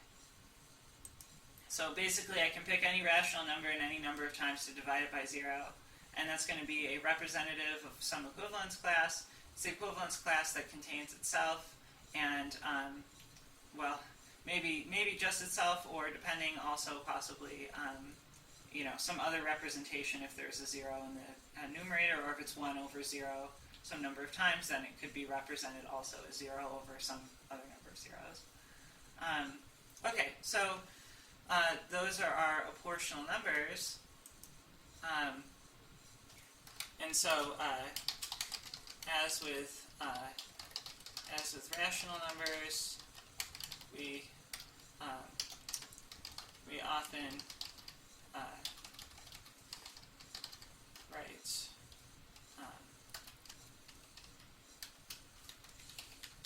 so we're going to often just write something like a over 0 sub n when we mean the equivalence class of the pair a 0 under the null equivalence relation. Right, you do this all the time with rational numbers that I've been thinking about it. You don't spend a lot of time telling people that, like, well, and then of course, 2/3 is really the same thing as 4/6 and so forth. You just write 2/3 and you say, that rational number. And you don't worry about the fact that there's other representations. Oh, it's not A0, it's AN. Okay. All right, great. So, so now I've actually defined, oh, well, I guess here I'll actually introduce the notation as well, that it's the bold A. So it's for a portional, and I will admit that as a teenager I also had enough vanity to, you know, make sure that it was the same letter as the first letter of my family name. But, you know, the letters A, B, and C are pretty early on in the alphabet, and so I tend to just use those a lot, as do a lot of mathematicians. And since, you know, my initials are CA, you know, that tends to show up in a lot of notation, whether I mean for it to or not.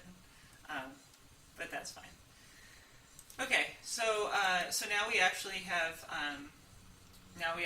this thing defined, which is nice. And so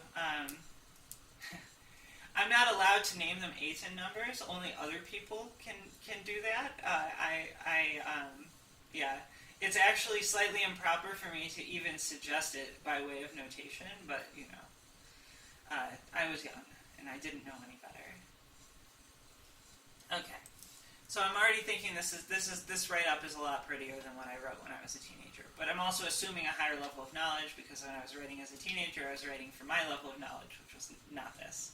I mean, I was aware of all of these things, but I considered far less obvious than I do now. So I wrote a lot more detail. Okay. All right. So, well, now we have our apportional numbers.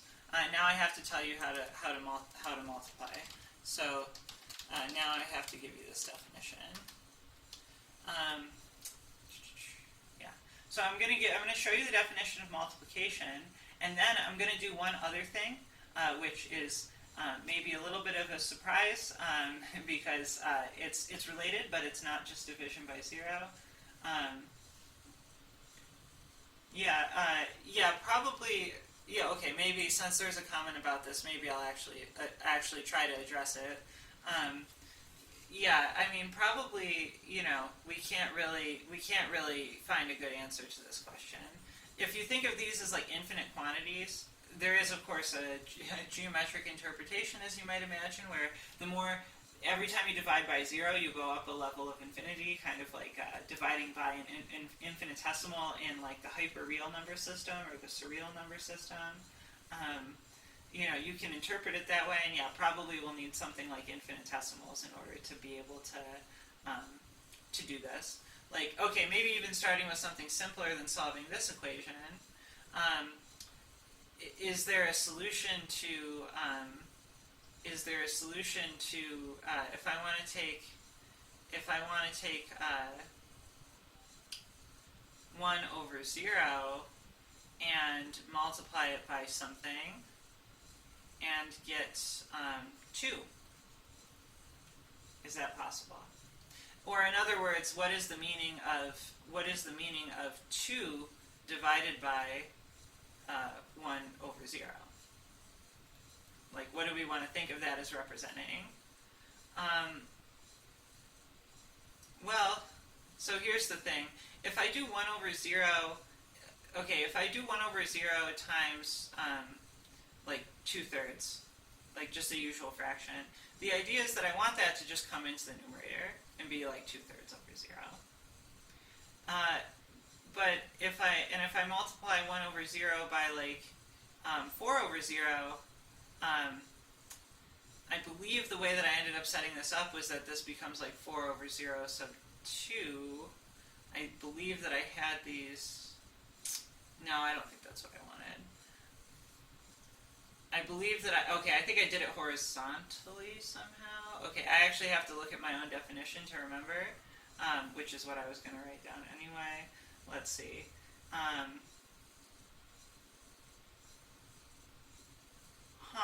Yeah, I guess that is how I had them collect together. Okay, I didn't remember the details of my own answer here, but okay, apparently I did want this to become 4 divided by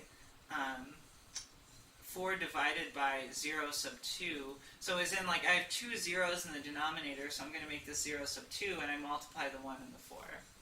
Okay, fine. But that means that the only way I could multiply 1 over 0 and get a rational number is if I multiplied it by 0. But if I multiply it by 0, I don't get 2, I get 1. So I would need to multiply by 2 again at this point, but as we'll see, or as you may have already figured out, it's not associative. So even though I can do 1 over 0 times 0 times 2 and get 2, there is no number that plays the role of multiplying by 0 and then multiplying by 2. There's just no number that has that behavior. And so saying like it's like a number that's twice multiplying by 0, that's like saying it's 2 epsilon, like an infinitesimal quantity. And so we don't have a number that has that behavior, and so we can't solve all division problems here. We've dealt with the division problems of dividing by 0 in the sense that I can solve things that ask me to multiply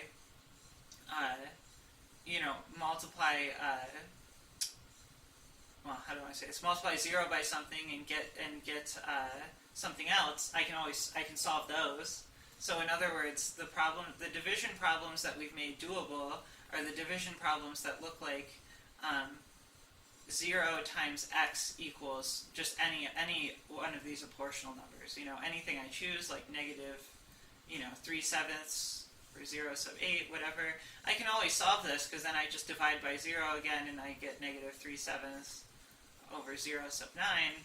And I did it. And like this is actually correct, right? Like I have to tell you the whole details of the multiplication rule, but according to the rule, this is correct. So I can solve these types of division problems, 0 times x equals something, but now as was correctly pointed out, I've introduced a bunch of new division problems that I would need to be able to solve in order to sort of finish it out. And then I haven't dealt with addition and all of that. Let's definitely not mess around with exponentiation, because that'll be a whole thing. But at least I'll tell you what the multiplication is. And so understanding, the abstract algebra notions that are related to these things, which at some point, probably not right now, but at some point I'll write out in full detail in this expository paper. I could even continue this a different time if people are really into it. I'll maybe make a poll at some point on Mastodon and see what people want. But, I'll continue this and make some discussion of the abstract algebra. And I promise, once you understand that abstraction, doing these next steps of, okay, I need to finish the division, I want to add in how to add things together, all of that stuff, it'll be very doable, at least in principle, and then it would be up to you to flesh out the details, because I'm not going to do all that in this paper. But I will do this part. And so okay, so for multiplication, I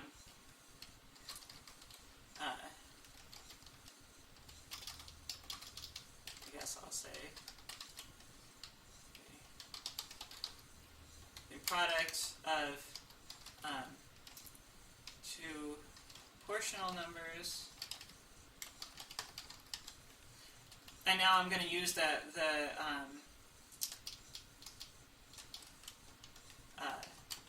it's given by. Okay, so now I'm just going to use that loose notation that I mentioned before. That's the same one we use with fractions all the time. I'm not going to say the equivalence class of. I'm just going to say what the product of a over 0 sub m, b over 0 sub n is. So the product of two proportional numbers is going to be. So if I have, I guess I'll say it this way. I guess I'll say, oh no, I'll do it like this. This will look nice. So, a or 0 sub m, and then text is always very helpful, so, and then we have b over 0 sub n,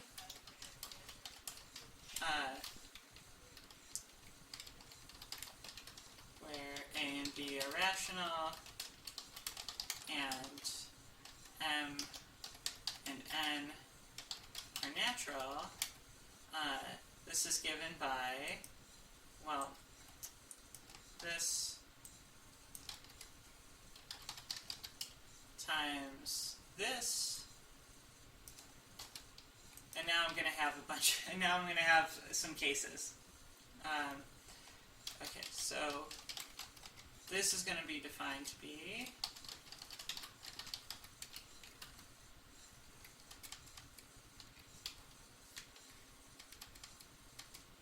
okay. So let me look at my list of cases that I wrote to myself at some point in the distant past.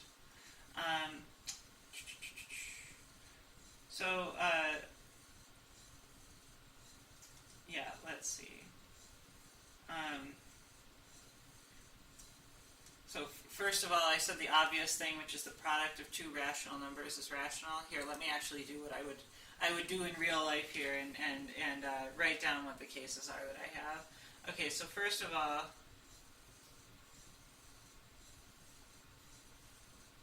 okay, so what are my possible cases? So first of all, it's just a times b when m equals n equals 0. If they're two fractions, you just multiply the fractions like you normally would. Okay, so then let's see. If if you have yeah. I mean, I was actually redundant in my cases here, like I was before elsewhere. So if you have that, it's so if you have that one of these is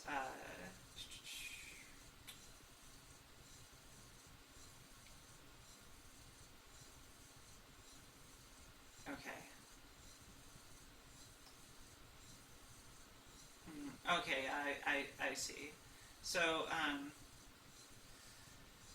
okay, so if m and n are both positive, then we're going to have that this is ab over 0 m plus n. So when m and n are both greater than 0, so for sure that's going to be fine. Now the third thing seems to be that if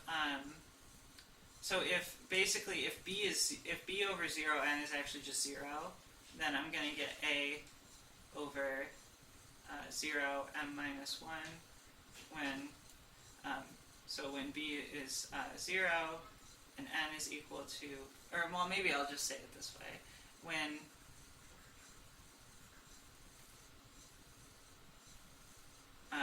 b over 0 sub n, when that's actually 0, in the sense that it's null equivalent to 0.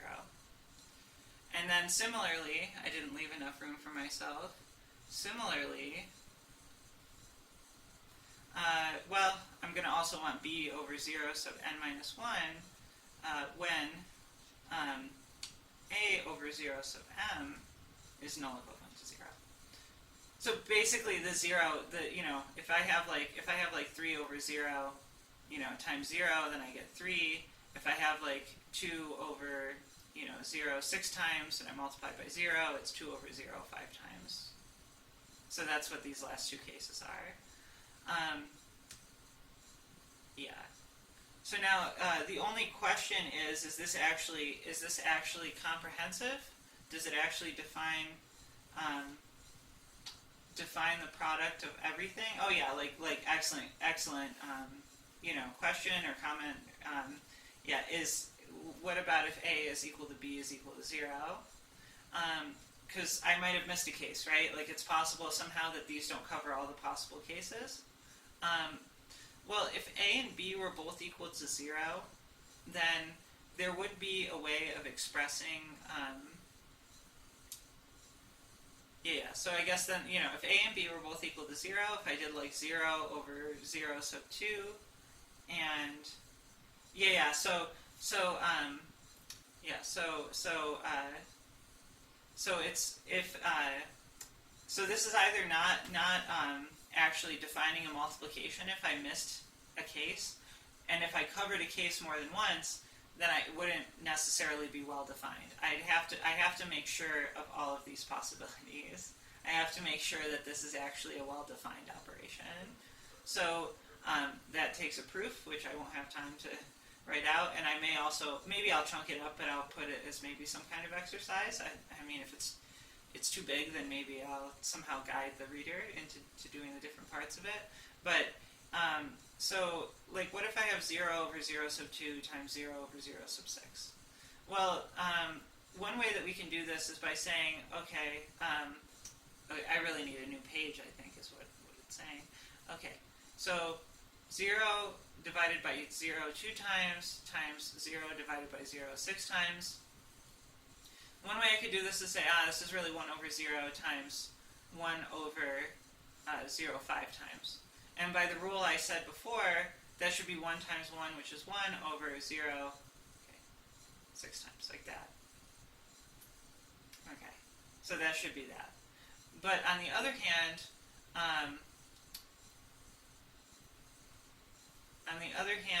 I guess from the rule that I wrote down,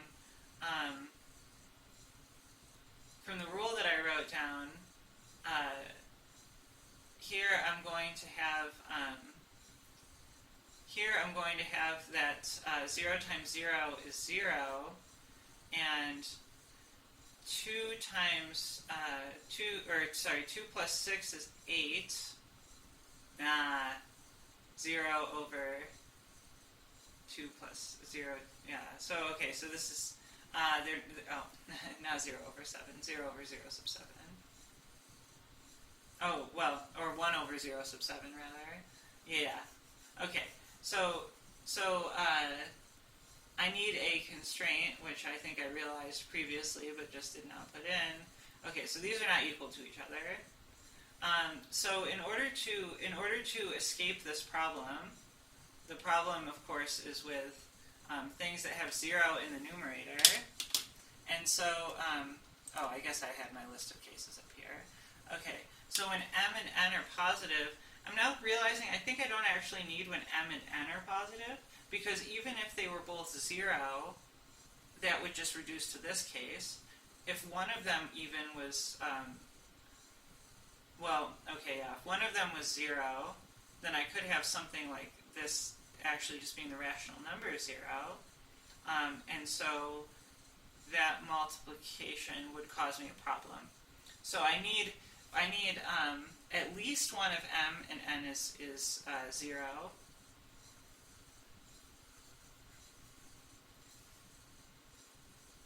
So when either m equals either m is greater than 0 or n is greater than 0. So either m is positive or n is positive. So at least one of them is that's not exactly what I want to say either. Yeah, so either m is positive or n is positive, and I need an additional condition, which is that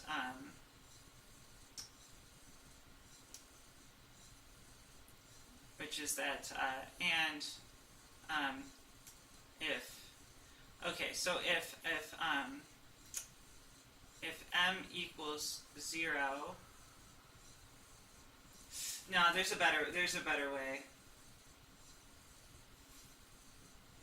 0 squared. So it actually doesn't follow from any of this that 0 squared is going to be equal to 0. Not 0.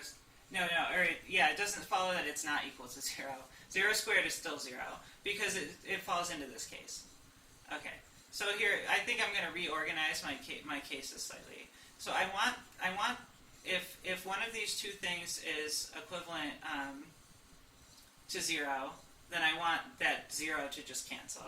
Okay, so maybe what I'll say is if b over 0 n, describing this last case is the hardest part, and I did it before, but I did it in a slightly different way, and I don't think it was as elegant. So I'm pretty determined to figure out a better way to express it now, because I think the rest of this came out so clean when I rewrote things a little bit.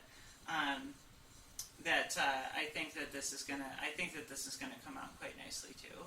So it's how to state this last case that's going to be the hard part. So if either of them is null equivalent to 0, if either of them is null equivalent to 0, and m is greater than 0, okay. Yeah, maybe I'm just going to try rewriting this again in a nicer way. Okay. So what are our possibilities for this? Okay. Well, let's see. One case is a over 0 m is null equivalent to 0. Okay. Then, then we're just going to cancel. Oh no. Okay. Then there's two possibilities. So either n is equal to 0, in which case we're gonna get just basically 0 times b, which is just 0, or n is positive, and so then I'm gonna want to make that to be b over 0 and minus 1. Now, if we have b over 0 sub n is null equivalent to 0, then it's the same two cases. Either m is equal to 0, and then we have basically a times 0, which we're going to just make 0, or we're going to have m be greater than 0, in which case we're going to get a over 0 m minus 1. Now, we can assume that neither of these things is null equivalent to 0. Okay. If neither of these things is null equivalent to 0, what does that really mean? So we know in this case that, what are the things that would be equivalent to 0? They're only going to be things that are some fraction that's the same as 0 over 0 sub 0. There's no other way that can occur. And so, what does that mean then? It means that either a is not 0 or m is not 0. That whole thing, and I guess I shouldn't have put the parentheses there. So it means that a is not 0 or m is not 0. At least one of those things has to not be 0, or else it would be 0. And b is not 0 or n is not 0. So this is the case that I need to address. Okay, so I can probably split this into some nicer cases. So what do I really want to avoid? I want to avoid the case where there are zeros in the numerator, because if there are zeros in the numerator, I can make this contradiction that I had here.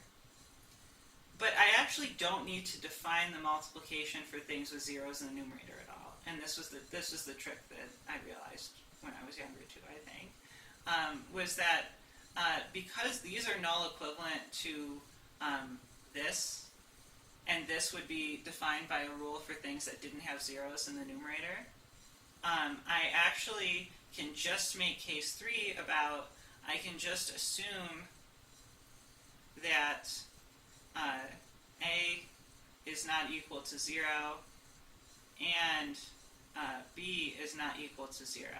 Because if I was ever in the case where a was equal to 0 and b was equal to 0, or if I was ever in the case where either of them was 0, then I could just change the representation that I had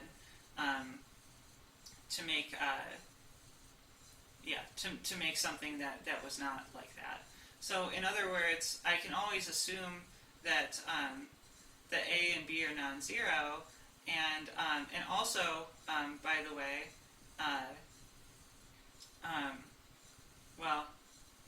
I guess that's all I can really assume, because it might be that m is 0 if a is actually like a fraction, just, if I have a over 0 sub 0, well, that's just a. If a is some fraction.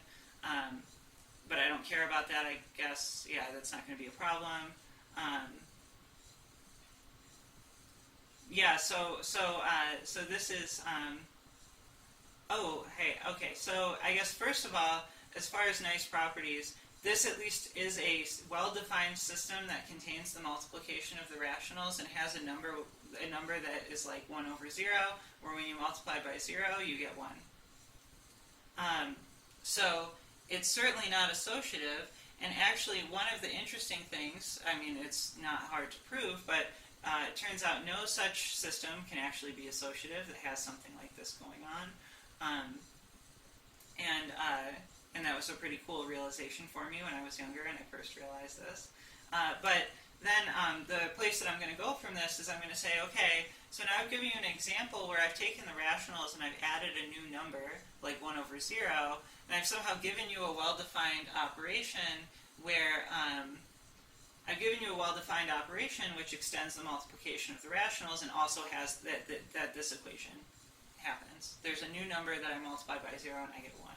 And then I can say, well, so this is a solution to the problem, but it's, but then you can ask, well, is there sort of a most general or most correct solution to this problem? And you might say, well, yeah, like what about nice properties, right? Like that's the natural question. What about associativity? What about, different things? Certainly this is commutative. So you can then start asking, well, is there a most general way to introduce a new number that does a certain thing? And the answer is yes. It's to form a free algebra in the appropriate variety, and then perhaps take a quotient of that, which is the same thing as giving a presentation of an algebra. And so that's actually what this, and also the conversation that I'll put before it about just constructing the rational numbers in the first place. That's in some ways that's that's basically what this is like. And so there's actually sort of a family of answers to this question depending on what properties you're trying to enforce. But the fact that the associativity fails not just in this example that I'm defining, but in all examples that you can produce, is actually a way of saying that, like one of the consequences of that is that like the algebra that is presented this way, if you choose to do it inside of the variety of semigroups, as things with an associative multiplication, it's going to be well, trivial or very degenerate. I have to think for a minute, but I think it's just going to end up being trivial. And so that's saying that there's really no such algebraic structure that you can construct. It's a very strong no from the math that you can't do that. But if you allow non-associativity, you can have things like commutativity, for instance. So that's kind of where all this is going. And so, okay, I also see there's a chat about. Oh yeah, I'm glad your intuition was right. There's a chat about publishing a thing you're working on. Oh, I see. Yeah, you're trying to find an archive endorser. Yeah, so there's alternative archive things that are much less strict about their policies, but it tends to get spammed with a lot of questionable stuff. I'm sure now more than ever with people using AI tools to generate that very questionable stuff. So, as with many things, and this has both benefits and, negative aspects to it, but for better or worse, you need to socialize with people in order to get on the archive. Now, it's not impossible. There is a fair amount of garbage on the archive as well. I mean, even one of my earlier things I don't think was totally unreasonable to post on archive, but there's even people's undergraduate projects that are of questionable usefulness aside from I remember when I was an undergrad and I had fun doing that, which is nice. There's nothing wrong with it, but I'm just saying there's also stuff that's legitimately not of a good quality on the archive as well. So it's not impossible, but it does take socializing with someone. And so the problem is, like, if you're outside academia, you have a fairly high barrier to go over as far as, like, convincing someone who has access to the archive that you should have access to the archive. Because, like, say I give someone access to the archive, like, I'm just out here and I'm like, okay, fine, I'll endorse you. Then, I'm pretty sure a human being probably looks at that. I mean, who knows these days, but probably, maybe. If I endorse someone and they start just spamming nonsense or whatever, then somebody might, slap my hand and say, don't do that. You shouldn't be giving out the archive endorsement to random people on the internet. And everyone else is worried about that too. So, what would be helpful is, So first of all, I guess if you have something that you think is really original and you're totally outside of mathematics and you don't want to get scooped, you don't want to just email it to someone and have them take credit for your thing, then you need to figure out how to cryptographically sign it so that you can post it anywhere else on the internet that is that will survive, and then do that first, then send it to someone, knowing that you signed it so that you can prove that you're the person who originated the document, and then someone else can look at it, and if they like it enough, and not just that they like it enough, but you start to have some kind of relationship with them. Ideally, this is someone who's in your physical area, which I know is hard for a lot of people who are not in, places in the world that have a lot of people doing this stuff, but you've got to go and find an actual person, probably in person, and form a relationship with them, which is hard. It is possible to do it online as well, I believe, but I've never actually really specifically heard of it being done, and you have to imagine from our perspective, it's always a little intimidating because, math isn't quite as intense as physics for this, but you get a lot of spam. And maybe there's some good stuff in there, but you have no idea because there's just so much of it. And so, you're going to have to prove to someone that you're an actual human being, not AI or whatever, and that you have an actual cool thing that you would like to share on the archive. I imagine that's probably not the most encouraging thing. I'm sorry, but that's probably the most realistic answer that I can give. And if you want that person to look at your thing to be me, then I can try to do that. But I can't promise anything just because it's scary. I don't want to get in trouble with the powers that be at Cornell University. I hope that was some kind of help to you. It's not exactly trivial to get on the archive if you're not already at a university. Now, if you are at a university, ask your professors. You should ask your professors and show them what you're doing. Okay. Well, in any case, I think I'm about done with figuring out what this rule is supposed to be, because we can definitely assume that A is not equal to 0 and B is not equal to 0. And then I guess I don't think I really care whether we're dividing by 0 times or a positive number of times. So if I had 0, 0, B, 0, 0, if I wanted to define this as A, B, and then 0 plus 0, well, that would be fine. So that would really just give me A, B in the end, which is what I want. Or I would have at least one of them was positive. So maybe I have A over 0, so 3, and then B over 0 sub 0, whatever. But I do want that to be AB over, this is nice. This is actually way cleaner than the first time I did it. Because now we're very happy, because now actually this case, if I just assume that A is not equal to 0 and B is not equal to 0, then I actually also covered the case where I want to make the product, I wanted to define the product of just two rational numbers, and that's fine. Oh, yeah, that's really nice. So there's only three cases. Either one of the two things is null equivalent to 0, and then each of those has its subcases, or A is not 0 and B is not 0. And those are the only cases I need to consider, and that gives me a well-defined multiplication. All right, so that's really cool. Okay, so that means that I can actually define the multiplication. So first of all, I'll just do the sort of the interesting case, or maybe that really, the case that I was just excited about first. Okay, so it's a, b, and then 0, m plus n. So that happens when a is not equal to 0 and b is not equal to 0. Yeah, there's only one element of the equivalence class of 0. That's what really made the big difference on this journey here of figuring out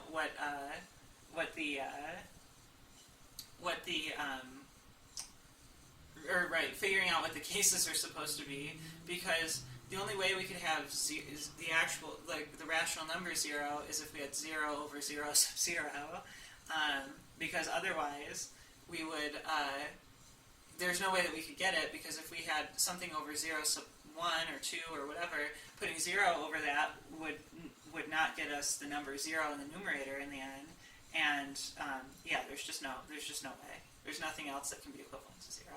Oh, and I'm trying to scroll back up here, but in what I typed out, you can also see that none of the rules that we had. So either the two expressions are the same expression, or we have these rules that reduce. Yeah. Okay. So null equivalent to 0 means null equivalent to the pair 0, 0. Yeah. So if I'm being more careful, yeah, it's that null equivalent to 0 is equivalent under this equivalence relation with the pair 0, 0. So these are telling me the rules for when two pairs are considered equivalent to each other in that sense. But yeah, there's only one pair that's identified with 0, 0, and it's 0, 0. Yeah, absolutely. So I mean, if you wanted to, I mean, you can't really draw that nice of a picture, but you can actually kind of start drawing a table of, like, which pairs of rational numbers which pairs of a rational and a natural are equivalent to each other, and 0, 0 is by itself. Yeah. Okay, so if a is not 0 and b is not 0, we can just do the sort of the obvious thing. The obvious thing that took me like 10 minutes to figure out what it was supposed to be. But that's always how it goes, right? The obvious thing that I spent a long time figuring out, and now it's obvious. Who would even spend their time thinking about stuff like this? It's just, it's unreasonable. That was obviously a self-deprecating joke, of course. Like, I'm the person. Okay, otherwise, I have to type out the cases that are the other cases. Oh, so otherwise it's... Okay, so otherwise they're actually not bad to type out. It's b over 0 sub n minus 1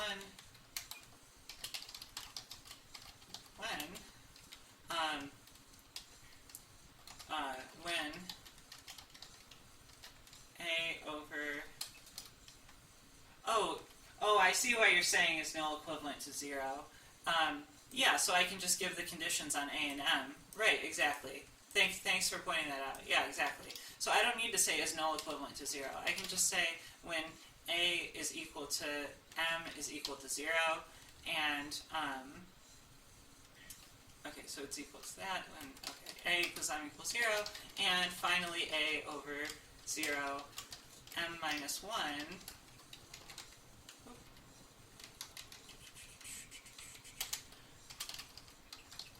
when b equals n equals 0. And that's it. Those are all the cases.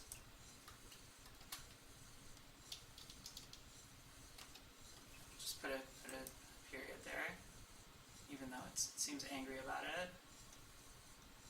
Oh no, is there really a forgotten brace, or is it just being upset at me for no reason? It's just the syntax highlighting is angry that I put these in here, but oh, does cases actually not need them? I feel. No, it definitely needs them. It definitely needs them for sure. All right. Okay. So, wow, that actually looks really nice. I think this looks way better than I thought it was going to, but that's the benefit of having a decade of experience messing around with algebra at this point. This is significantly shorter and nicer than when I first wrote this many years ago. Yeah, that's real clean. Like, you know, there's something non-trivial here, which is that you have to check that this covers all the cases and doesn't contradict itself. But I believe that actually is going to work out. Because I wrote up a proof in the long, tortured way that I explained it before, and it looks like it was all fine. There were so many cases. There were just so many cases. Okay.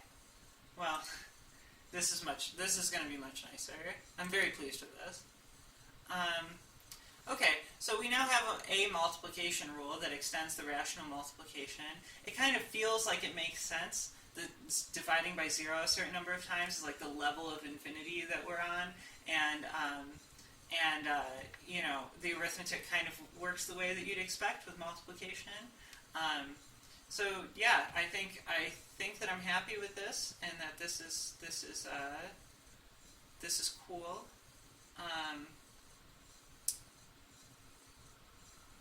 Yeah, I think I'm good with this. So there's a lot more to do, obviously. I now want to use these as examples to explain the notion of free algebra and presentation, which I definitely won't have time to do in the last, like, 25 minutes or so of this stream. But I want to mention a couple things to you, though, that have to do with how this paper will conclude, and an example that I'll probably also give in the paper. Assuming there are no other questions, you know, again, you're welcome to ask me stuff whenever you want to, you know, and I'm always happy to answer. But I'm glad that I actually got to write a good amount of tech today.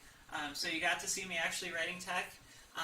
I wasn't typesetting commutative diagrams or anything too fancy, although I will do that later in the paper because there's some category theory that should be mentioned when explaining these things as well. But yeah, it's definitely looking like a good expository article. I don't really have too many at this point, so I think this is a good start to this one. And plus, now, you know, when I post this video on YouTube, then I'll feel like I basically wrote it. And so it'll only take me another 2 or 3 years to finish writing it, unless all of you actually, you know, vote on Mastodon or something for me to keep doing this, and then I'll keep doing it, you know. Yeah, but I'm not done. I'm not totally done yet, so you may want to stick around. But yeah, I appreciate the things.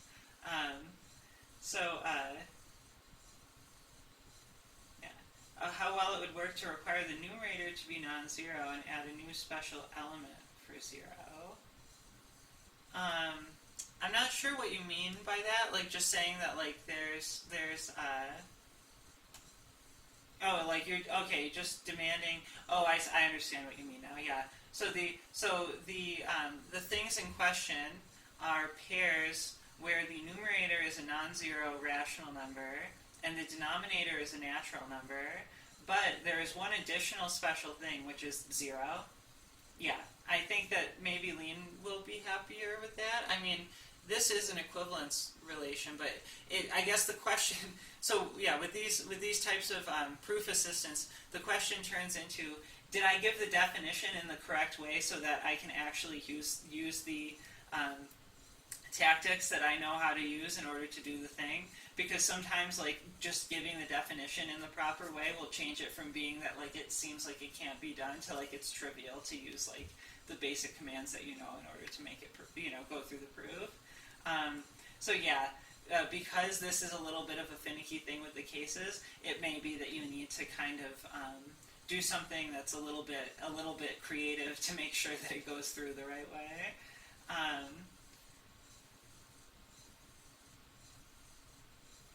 Well, yeah, I mean, so assuming you already have the rational numbers implemented, then yeah, I mean, these equivalence classes are just saying basically that you can deal with the case where there's a 0 on the numerator. So I suppose, yeah, you could just get rid of them if you're willing to stick in a special thing for 0. I guess I just found it a little bit unnatural, and also, I think that I kind of like saying this anyway, just because, yeah, right, exactly. Yeah, you can always choose assuming that you have an algorithm for doing it, if you're going to implement it, yeah, in something like Lean, then you can always choose between choosing representatives, if you can code it, or, just using the equivalence relation. And actually, what's interesting is, like, this situation with coding these things, it's not like this is the first time that this has come up. And this is a comment I do want to make in the expository article as well, which is that if you look at historical algebra texts, or just read like a history of abstract algebra, you'll find that when people were originally defining algebraic structures, whether it was groups, rings, monoids, whatever, they were always saying it's a set equipped with an equivalence relation and operations that satisfy the appropriate axioms up to that equivalence relation. And so probably for the the type theory, homotopy type theory type people, you're very very pleased at this, that this was the thing. And so for a long time, people said, I don't just want a set with the operation defined on it, because they didn't like thinking of the elements of the universe or the basic symbols as being equivalence classes. That was like philosophically stressful to them. They wanted to think about having like the individual representatives and working with them. And so that's like me saying here, yeah, I guess I could choose representatives, but I don't want to have to choose representatives, even though it's not hard. Like, I just feel like it's psychologically, like, I don't know, psychologically stressful to me for some reason. It's not even as bad as working with irrationals, but just, for whatever reason. Yeah, so, like, yeah, that's, that's just the way that they felt as well, I guess, is the point. And so they, for a long time, they said an algebraic structure is a set, an equivalence relation, and the operations that work with the equivalence relation. And now usually we just say, an algebraic structure is a set with some operations on it. The members of the underlying universe, or the underlying set, can be equivalence relations themselves, and can be equivalence classes themselves, rather, for some equivalence relation, and that's fine. But, like, we don't really care about that so much. Like, that's not how you see it in your intro to abstract algebra course. But, yeah, anyway, I'll probably stick with this just because this is I don't know, I kind of like not having to single out 0, I guess. It's, and also it gives us this little exercise to do, and then you feel like you're making progress. So, like, some of it's a psychological thing. I definitely agree that it can be eliminated, though, even much more easily than saying you have to have a reduced fraction for the rationals. But yeah, that's a really great point, though. Thanks for pointing that out. I think I also did it this way when I was younger because I actually expressed this as, like, instead of just writing A and saying A is a rational number, I actually wrote, like, the rational number, and I wrote out a definition that extended the definition of the equivalence of two rational, what it means for two rational numbers to be equal to each other. And so it was just much more tedious and tortured and just very long, but it was correct, I'm pretty sure. And I recovered a much nicer definition of it here. And yeah, if you made a special symbol for 0, then doing the cases here just becomes a lot easier too. Is A not equal to 0 well defined? Because I'm thinking, let's see. Is A not equal to 0? Is the A not equal to 0 well defined? So A is not the rational number 0. Yeah, so it's really defined on these representatives. If I'm being, like, careful, I'm defining something on these representatives, and not even all possible representatives, because I'm doing this in a way that's as sort of efficient as possible. So I'm just saying, like, yeah. So if you have 1 over 0 sub 0 in the first slot, then that's allowed, and then this rule will apply. But you can't apply the rule when the equivalent thing, 0 over 0 sub 1, is there. You can't apply this rule. Yeah. So, oh, yeah, and and then in this case, you also can't apply this rule. So if you want to choose that representation, 0 over 0 sub 1, or like 0 over 0, in other words. There's just no part of this that applies to that. And so,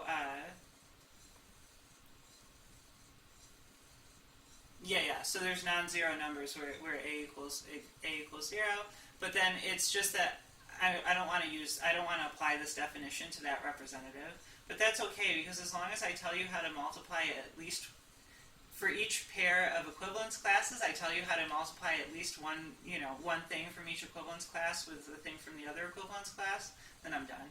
So I was able to avoid that case precisely because when it is 1 over 0 sub 0, then one of these rules applies to it, namely this rule. Does that make sense?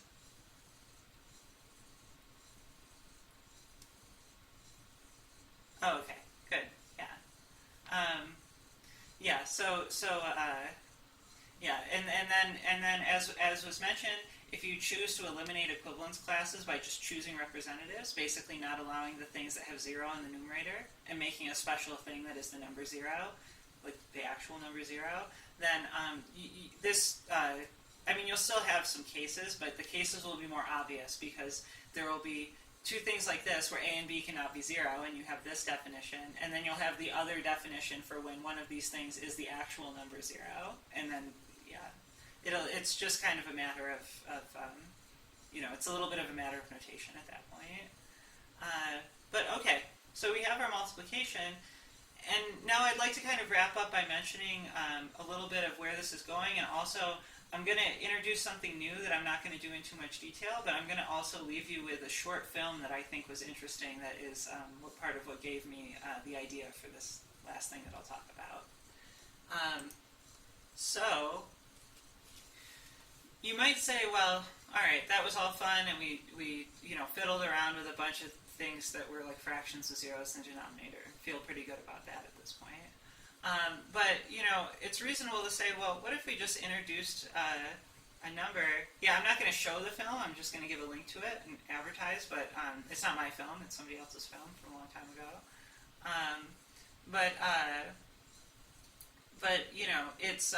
It's reasonable to say, what if we just introduce another number, like I don't know, maybe gamma. Gamma's good. A number gamma, so that gamma times 0 is equal to 1. What if I want to introduce a number like that? And then I'll just say, okay, I want to be able to do,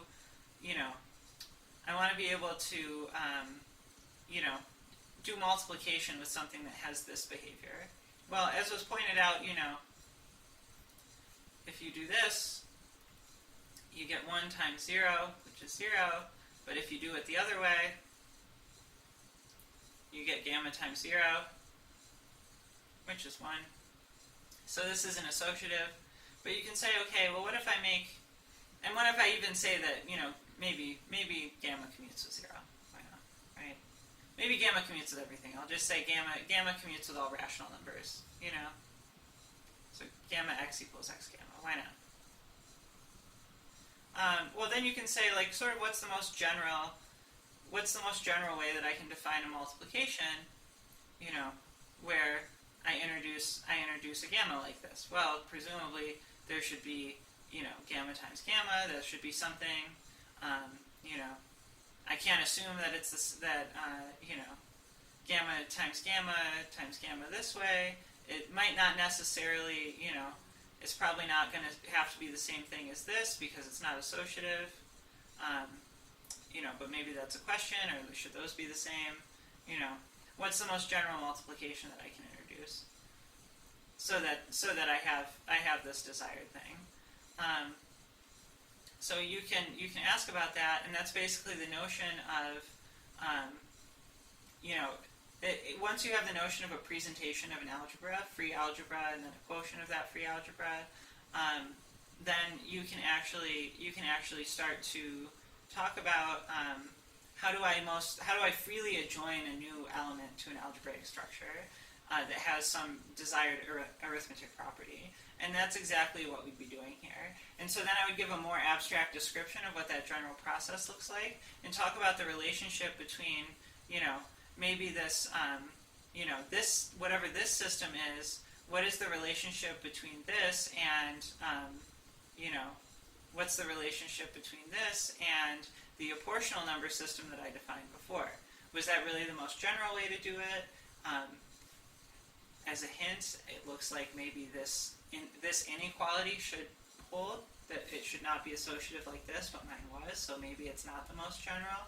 But we'll see that there's a nice algebraic relationship between perhaps the most general non-associative answer and this answer that I found, or maybe that if you used a different presentation, you can express this in some sense as a most general answer to a certain question of this type. So the framework of universal algebra gives you all of the language and tools that you need to actually coherently express what's going on here. So certainly you can have things that act like dividing by zero in various senses, and yeah, again, this abstraction, which I didn't get into quite as much, actually helps you to organize basically your thoughts about like what the relationship is between all of these. So the answer is kind of like you can divide by zero in various senses, but you have to be careful about what you mean or what you want. And generally speaking, you can't have certain things that you might want.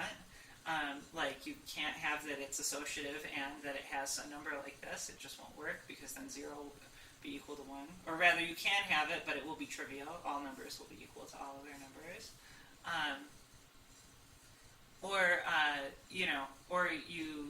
Maybe you do have some answers, but there are different ones depending on what you ask for. So it's maybe not an answer that you would be given, when you were like an elementary school student or something asking about why you can't divide by 0. I mean, even being given this as an answer that it would make things non-associative is maybe a little bit too intense. But the better answer is you can. You just have to be careful about what you're asking for. But generally speaking, you can extend the rational numbers to a system that has this in some way. And you can do addition and stuff too. I'm just not going to do it here. So the last thing that I want to leave you with is, well, you've probably seen things like, oh, we can introduce an imaginary number whose square is -1. We can introduce these new numbers that have these new properties. Maybe you've even seen, like so these are like, maybe I'll even say these are like complex, imaginary numbers. I did the apportional number system that I came up with when I was younger. There's these systems where like, I squared is j squared is k squared is -1, and there's this relationship that like ij equals minus ji, equals k, and blah blah blah. You have these quaternions. And there's various other systems like this. But there's sort of this joke thing that goes around where people say like, well, and this is what the film is about too. I'll give you a link to. What if we missed one of the counting numbers? What if we said, okay, there's 0, there's 1, there's 2, there's 3, 4, 5. But what if we kind of missed one? What if there was a secret number? Which maybe I'll put B for the secret number. It looks too much like 6. I'll call it gamma. I'm just going to call them all gamma. What if it's gamma? Gamma is this secret number.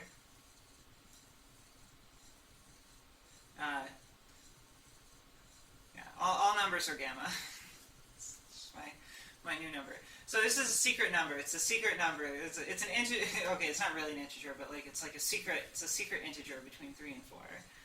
What would happen if we wanted to make a number system that had a number that was between 3 and 4?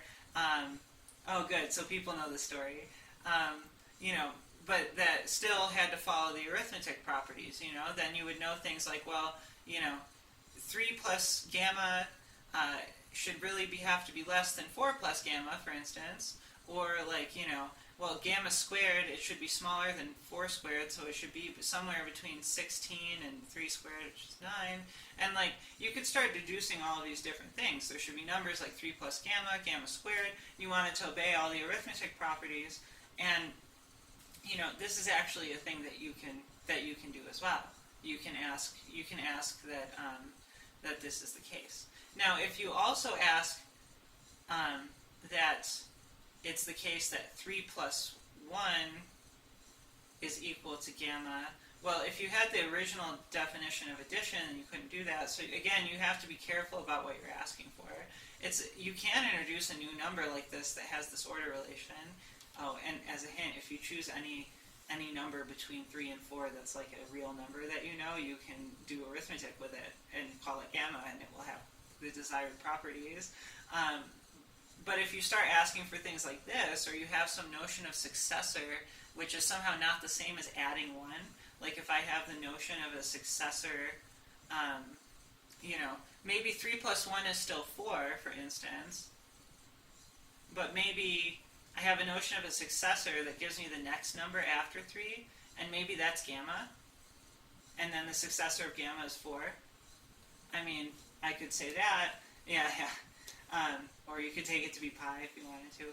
But depending on what you're asking, the answer to this question of what the secret number is could be as straightforward as, it's 3.5, it's pi, it's whatever, between 3 and 4. But if you start asking for something a little bit stranger, you might start getting stranger answers. Like, what if I want to have this notion of ordering that's respected by this, but nothing else? Then it's definitely very closely related to things that you might learn in an introductory ring theory class, for instance, or maybe algebraic number theory.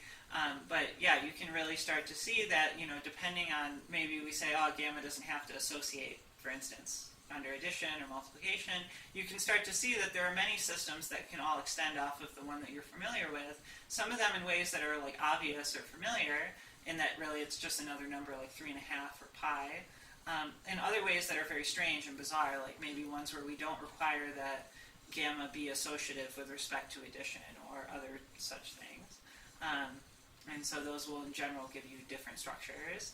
But if you don't have the language of universal algebra, you can't really coherently discuss the difference between these things because it just gets very messy. But once you have some of these notions of free algebras and presentations, it actually is much nicer to say, yes, it's just this presentation of some algebra, it's this presentation, and it's very nice, and you can see the relationships between them as well, and it's quite nice in my opinion. So let me give you the link to the movie about the secret number in case you're not already familiar, and I'll post the link in the YouTube video description as well. So I believe that's it. That should be the secret number movie, so that'll be good. It's a short film, and yeah, I think it's pretty fun. It's silly, but it's pretty fun.